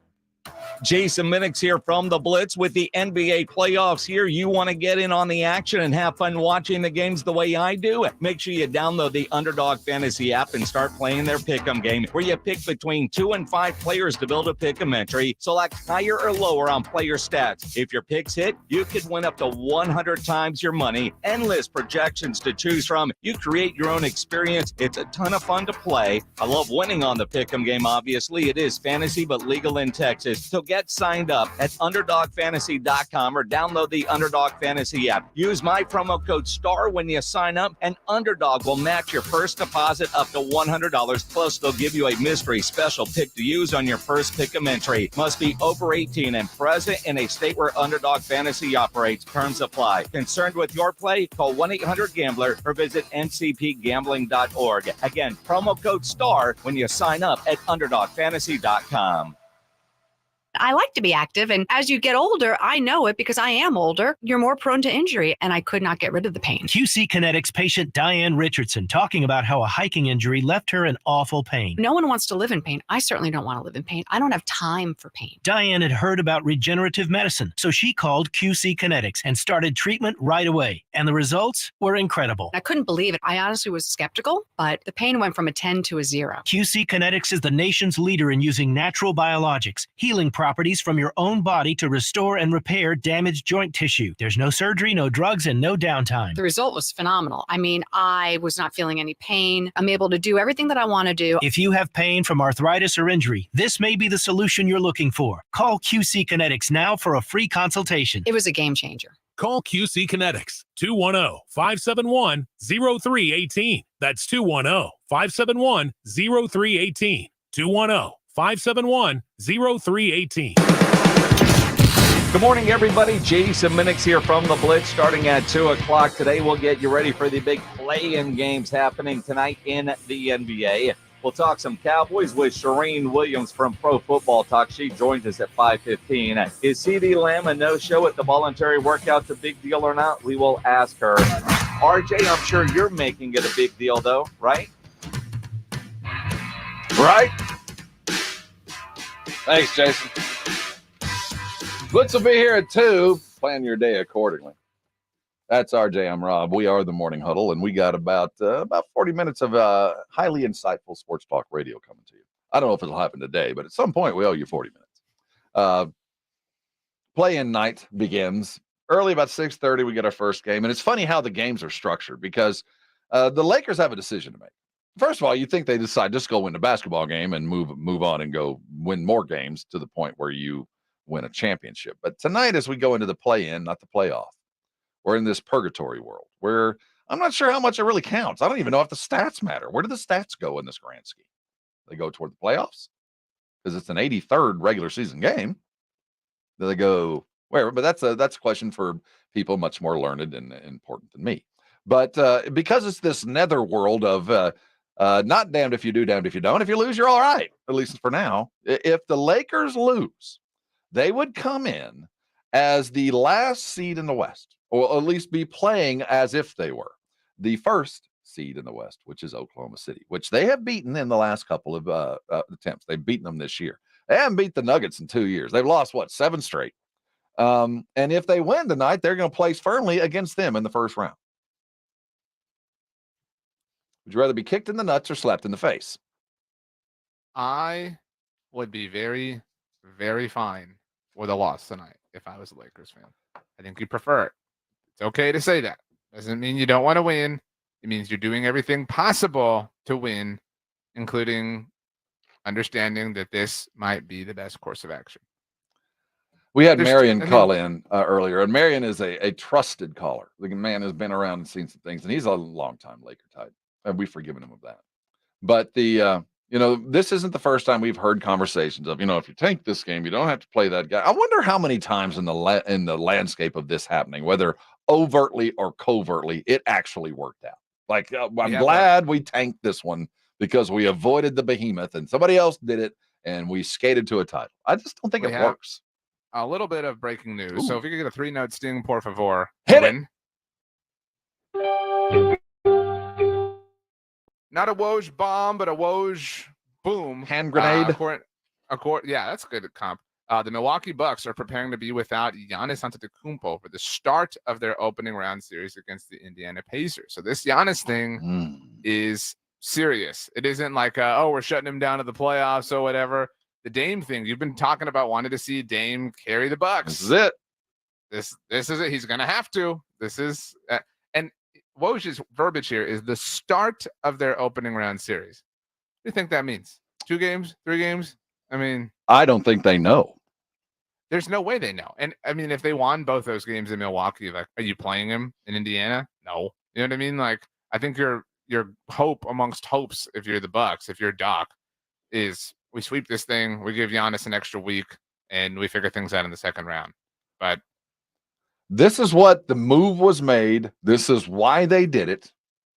It was to augment the superstar, but it was also for the just in case. And here's the just in case. Break glass in case of emergency.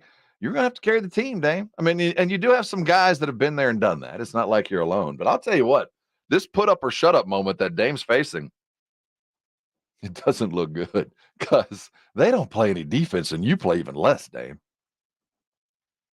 This is going to define Dame's career in some senses, in some way, right? Because he's either going to be the guy that showed up and was the hero that they needed when they absolutely needed him, or he's the guy who couldn't do it without Giannis. Like that was the risk that he took in terms of coming here was, okay, you're going to have to carry, you're going to have to do your part. And sometimes it's going to be the guy. Giannis isn't going to be around all the time.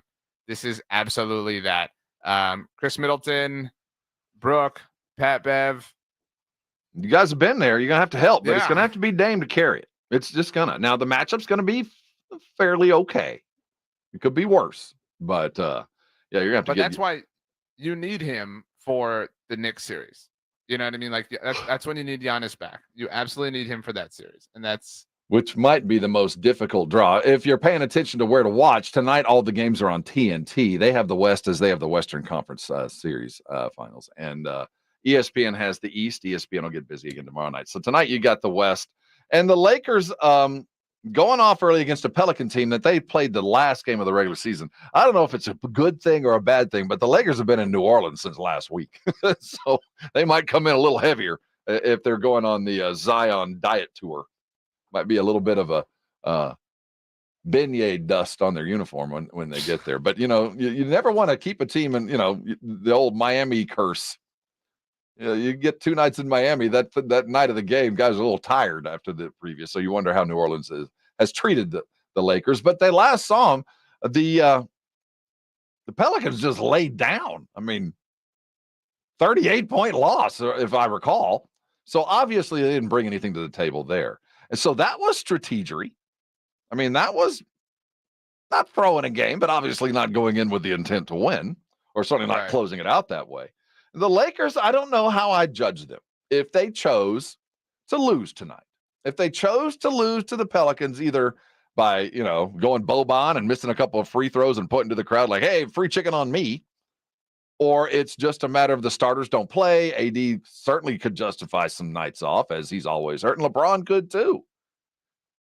But man, I'm completely fine if the Lakers happen to lose this game. That's if that's your strategy, you put yourself in a position to where you could execute it. And if they were to lose tonight and then lose to the Warriors or even the Kings for that matter, it wouldn't make the strategy faulty.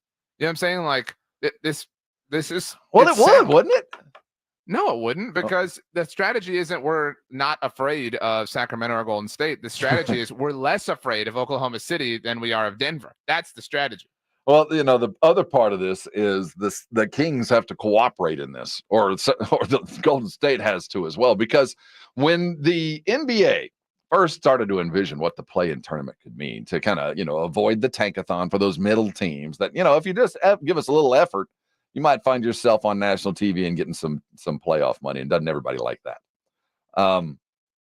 In their wildest dreams 3 years ago, I don't think they envisioned a game that is potentially a matchup of 2 great franchises, winner go on, loser go home, survive and advance kind of game between the Golden State Warriors and Steph Curry and Draymond and Clay, and we know the crew, against the Lakers and LeBron and AD and Austin Reeves and everybody else there. It would be a dream Friday night prime time kind of game that I don't think that they could have ever hoped to get a precursor. And keep in mind, this still isn't the playoff.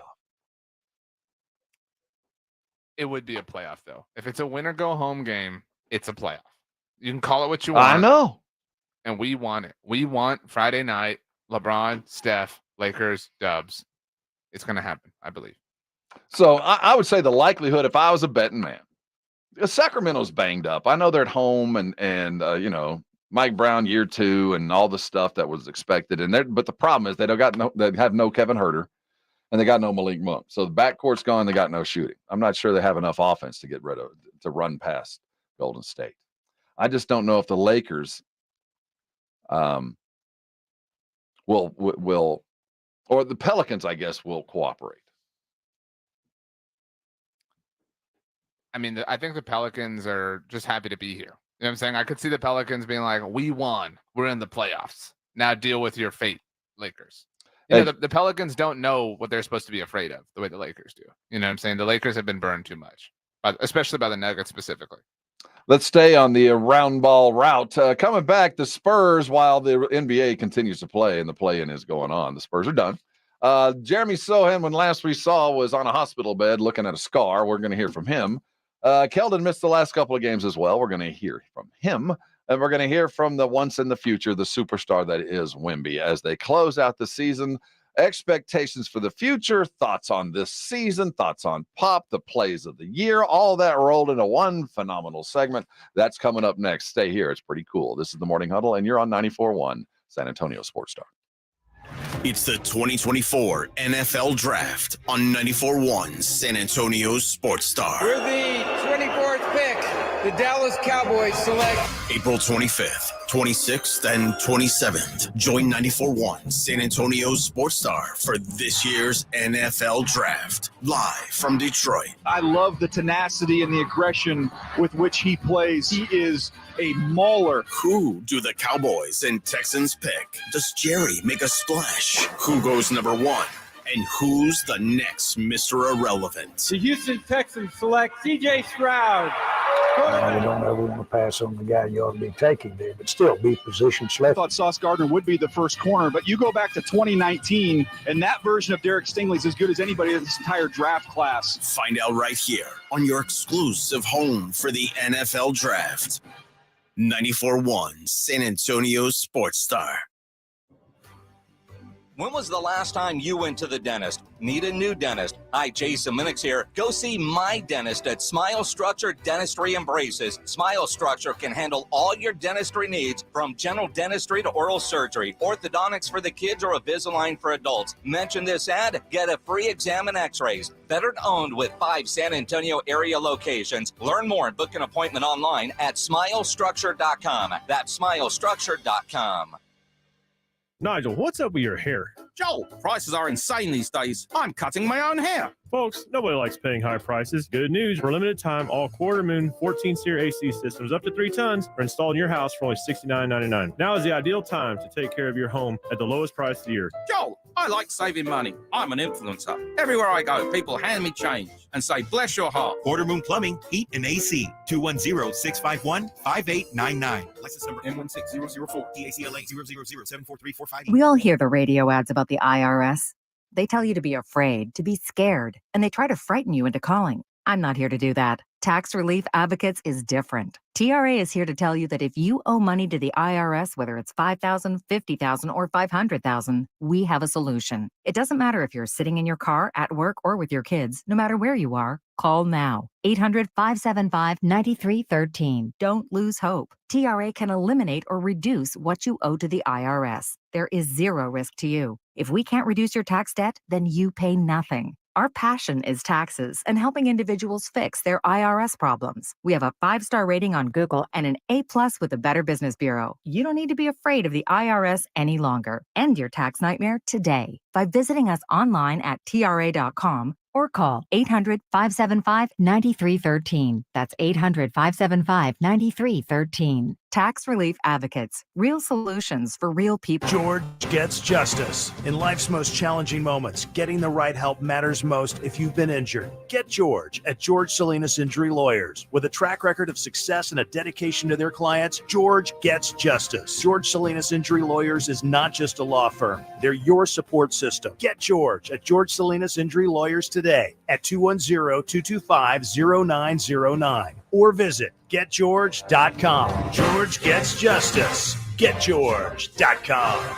Hey, poker players, the Big Blind is open with a true Vegas feel. The Big Blind is the premier poker room in San Antonio, featuring an upscale environment catering to players from all abilities. Whether you are seeking high-octane tournaments or lively cash games, the Big Blind has a game for everyone. The Big Blind at 281 in Redland Road, just down from the Rue Pub, offers daily cash games to daily, weekly, and monthly tournaments. Learn more online at thebigblindsa.com. The Big Blind at 281 in Redland Road. Are you ready to party with a purpose? Taste of the Northside is Thursday, April 18th at the beautiful Security Service Event Center. This elevated fiesta event for foodies includes on-site covered parking, entertainment, unlimited tastings from over 30 premier restaurants, countless curated wines and craft beers, hosted by Brighton Center, presented by HEB. Purchase tickets at tasteofthenorthside.org. Proceeds benefit Brighton Center, the largest nonprofit in San Antonio serving children with disabilities through pediatric therapy and education initiatives.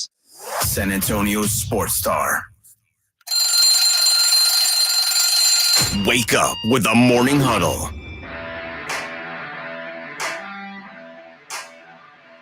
Hey, huddle up. We got stuff to talk about here on San Antonio Sports Star. We're the Morning Huddle. RJ Ochoa, Rob Thompson with you. We've got 3.5 hours in the book if you missed anything. Head over to SA Sports Star. You can catch up with the audio vault. You can springboard into our feed, whether you're at home, in your car, wherever you might be. Thanks for being with us.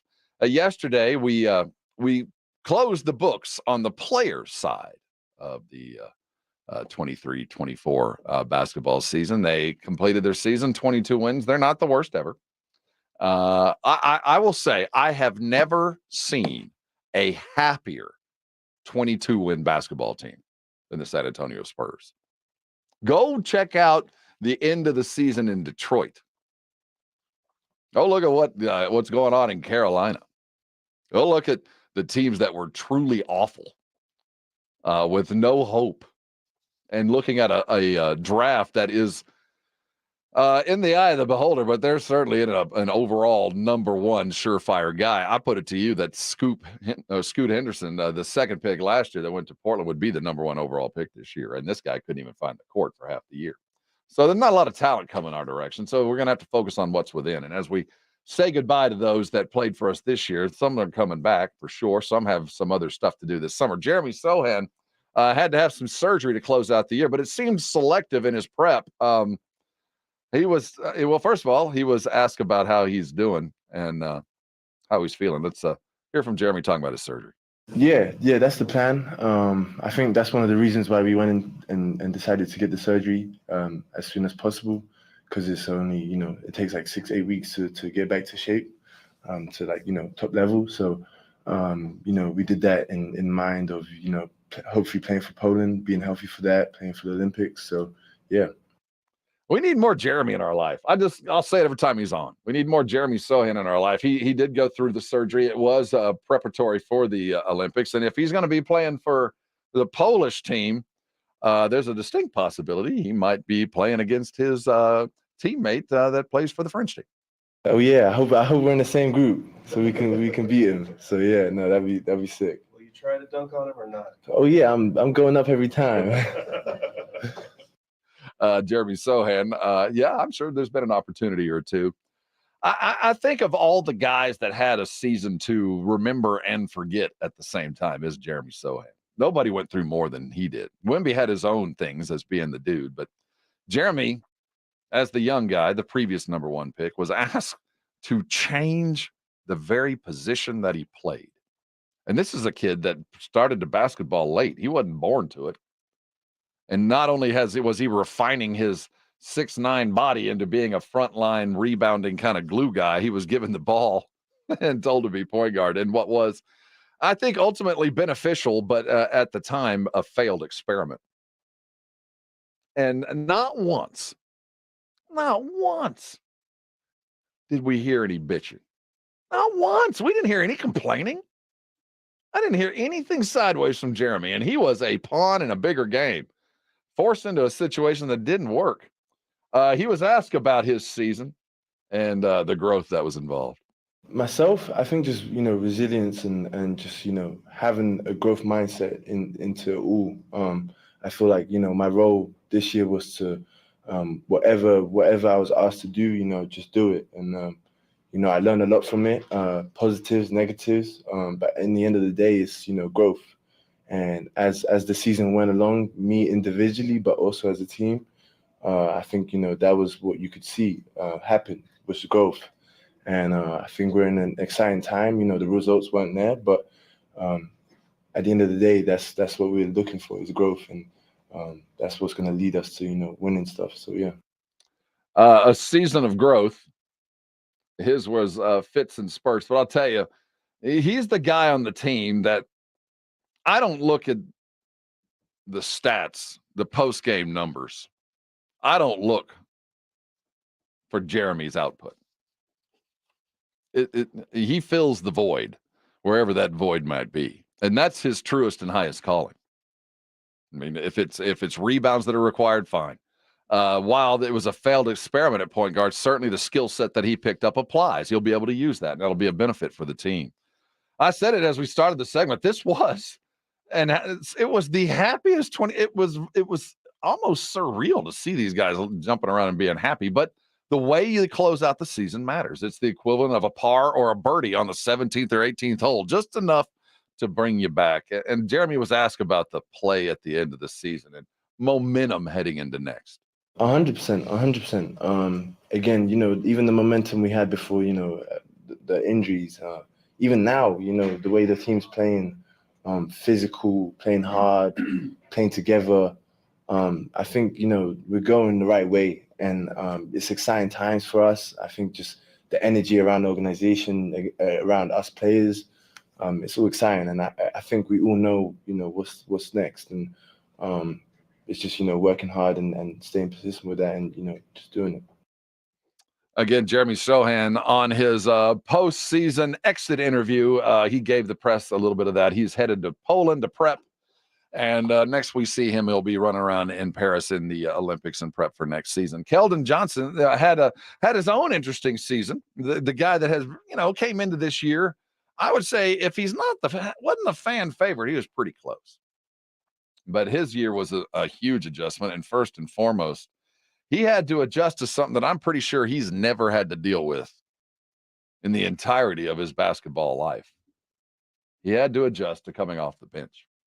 Yeah, I mean, it's tough. If I say it was a K game, I mean, I'd be lying. I feel like, it's definitely an adjustment for me. But like I said, I rolled the punches, adjusting, doing my team, my coaches need me to do for us to win. Oh, I said it was an environment of happiness and ebullience and future prospects and all that. That Keldon statement right there. I don't know. He didn't seem overly happy. He didn't seem like a guy that had adjusted and taken the mantle of the sixth man, the Manu seat.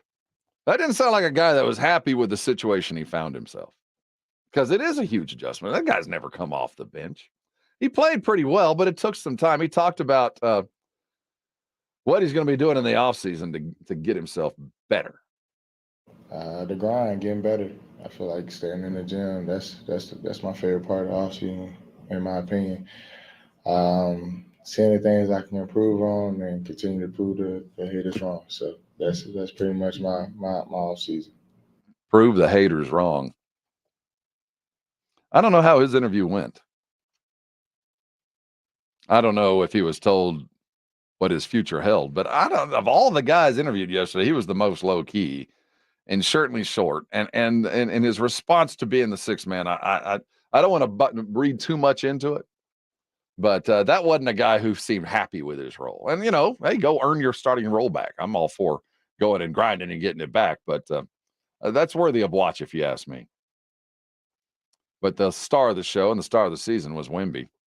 And everything that the Spurs did first and foremost on that question. And as he went through the season, we saw marked improvement from a platform that was already pretty high. He was already good, and he got a whole lot better. But what's he going to do in the offseason?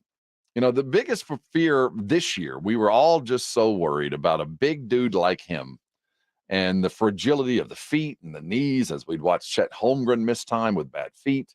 And how are we going to keep this dude that's still growing and already at 7'5" to continue to grow? Well, he talked about what he's going to do in the offseason, the things that he learned this season in preparation for staying healthy for another year.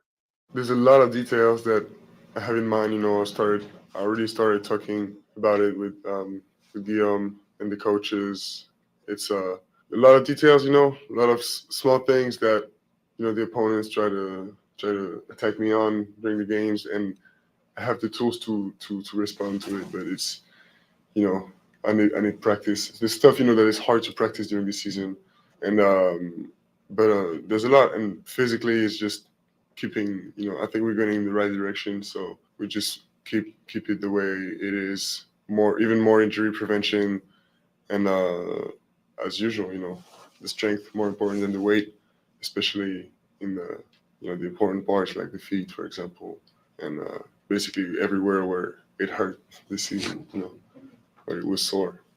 Strength is more important than weight. Sounds like a mantra around the Wembanyama physical therapy crew as they work on the little things to keep him healthy and back. And as health was a consideration this year, his minutes did improve or did increase as the season went on. More and more minutes. It worked. And as load management has become kind of a badge of honor for the young player, I'm so good they don't want me to play kind of thing. I always felt like, at least this year, he didn't like sitting down. I think there were days when he was tired, that mentally he needed some time just to kind of refocus himself. But physically, I think he held up pretty well. The in-game wind, I think, it expanded. I mean, you go from 6 to 7 minutes of 100% effort. That's a big deal. You get to 8 to 10 to 12, and then we start getting into a rotation where we can all kind of live with. Devin Vassell was asked the question that we all were watching. The beginning Wemby, the middle Wemby, and the end Wemby. Devin was asked where he saw Wemby's improvement was this year. I feel like it's a demeanor thing for him. I feel like he really has, like, it might sound cliche, but like he has like that dog in him. Like he was upset about the refs last game, and he comes back and he hits those threes, and he's just fired up. Like, you know, Giannis tried to dunk on him, and it wasn't happening. Like I think he's like, I'm here, I've arrived, and there's nothing anybody can do about it. And that's the mindset that he has to have. I mean, he's gotten better offensively, defensively throughout the year, but I think it's the mindset that he has now that there's nobody on the court that can mess with me, and that's what we need. It's interesting. Mentality more than skill set. Now, everybody was asked about their favorite Wemby moment yesterday. Everybody had one or two, but his growth was kind of a mentality thing, and I think we could see it. And man, oh man, was it manifested in the next to the last game when it was Wemby and a bunch of G League dudes. Let's not kid ourselves, with a couple of pros, but for the most part, he was the man and wanted it. He was the guy. He hit the threes, 3 in a row, 4 in a row. Everything that was required, he went and did. And that's a mentality thing that I don't know. We expected it. I don't know when we were actually going to see it all the way in. Wemby was asked what he was most proud of this season. Lots of new record stats to keep track of. I mean, there's a couple things. One thing that I just like is, you know, having those unique stat lines, for example, in wins, you know, that people have, you know, never done before, and also leading rookies in most categories and leading the league in blocks. I'm pretty proud of this. And also things like this. Also things like this. Victor Wembanyama talking about things that he remembers. And things we'll remember. Lots of plays. I think there was the Sham God dribble. There was a dunk against Boston. There was an early season play against Phoenix in the second game of the year. Lots of individual moments, so much so that he ranks among the top 5 in the most watched NBA player on the social medias across the world. It was a full season under Pop, and everybody is changed after they spend any time with Pop. Wemby was talking about his thoughts with Coach Pop now and headed to the future. I'll say it's, I mean, he made it very clear day one, like how much he cares about his guys and, as people first and not players. Yeah, it didn't surprise me for long because he made it clear day one, before day one actually. But yeah, it's just been great. And also to, I know there's in so many situations in basketball in the league and outside of the league, there's the relationship between coaches and players is far from being perfect. But I'm just glad things are the way they are here because, there's, he's there to, to poke on us, sometimes or to, to correct us every time. But the way my teammates and I have responded to all the advice, all the scouting reports we had to make, and the efforts, the execution on the court, I think it's just been great, and the dynamic is very good. It's a testament to Coach Pop. That's Wemby talking about his coach and mentor. To go through this, keep in mind, it's such a strange dichotomy for one guy on your team to exceed all expectations. For Wemby to show up and do everything we thought he was going to do and more, and the team, at least by the win-loss column, is worse. Imagine that. How do you feel if you're Victor? I mean, if you're Wemby and you're doing all of this and everybody's telling you how great you're doing, you're defensive player of the year in contention. You're obviously rookie of the year by mid-season. There's no question. Yet you're losing. And you think about the role that Pop had to play and keeping Wemby's confidence up because, again, that's what everybody said the biggest change in him was mentally, not physically. Very early on, I think they did a wonderful job just, letting me know. I mean, keeping me in the loop for most things because they treated me very well the first, even before I landed here, really. And so it's yeah, I mean, they just showed that they cared about me as a person first, and also as a player, and like they didn't let anything, random. They control things and they're being patient. And even though it's hard to be patient because we want to win right now, I think they got things under control. I can't even imagine what it would be like to be that good, to be that heralded, and go through these 8-9 game losing streaks. And no matter how good or bad you were playing, it didn't matter. You're getting run out of the gym for reasons that are beyond your control. Heck, you got Jeremy Sohan first half of the season playing your point guard. You got Devin Vassell's own admission. Look, man, I've never thrown an alley-oop that high. It took half the season before I got it down to throwing an alley-oop to a guy that's 7'5". So all those little things took a long time to adjust to, and at the same time, you're expected to produce. That relationship between Pop, I think, in the losses is solidified far beyond what will be manifested right now. Now comes the future. And they ask him about what he consider success for next year. And this is a barometer not only for the draft, but for free agency. Where are we going to get to where Victor sees will be a success? Now that it's more clear, of course, I don't want next season to stop so early. I want to keep going, go to the. I mean, I would want to win every game, of course, but go to the playoffs and just. There's so many details and so many things, so many little things to do right away. From the first game of the season that we're not gonna build something great by saying we want to win the championship or really go to the playoffs. It's set a new brick every day, and then we'll build the house. That's the future. Devin Vassell was asked about the Spurs. Remember, they were running some clips of Danny Hurley back when he first took the UConn job, and they had just lost a tough one to Villanova, some sound for about 4 years ago. And Danny turned to the crowd and said, "You better get us now, because it's coming. You better get us now." Well, Devin was asked that, and I think we're going to can this. We're going to hear this a lot. Spurs are here. Spurs are back. That's it. Are they? Spurs are here. Spurs are back. That's it. That's it. I don't know who's here and who's going to be back. That's going to be the question that's going to be followed as we get closer and closer to the lottery. The lottery matters. It's going to greatly affect the draft. Where Toronto lands will tell us whether we got 2 in the first round or just 1, high, middle, or low. That's all around the bin. Your thoughts on the future are always welcome. 656-3776. 656 ESPN. Sound off like you got a pair. We're just the beginning of a full sporting day. The Blitz is just around the corner. They're going to get here at 2.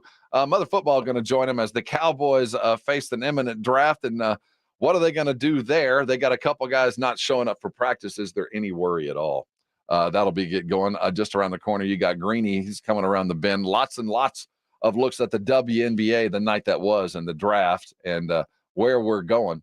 And then Jim Rome's just around the corner. Been a pretty decent day today. We're looking forward to great basketball. I think the Lakers are going to lose tonight, but I think the Pelicans are actually going to beat them.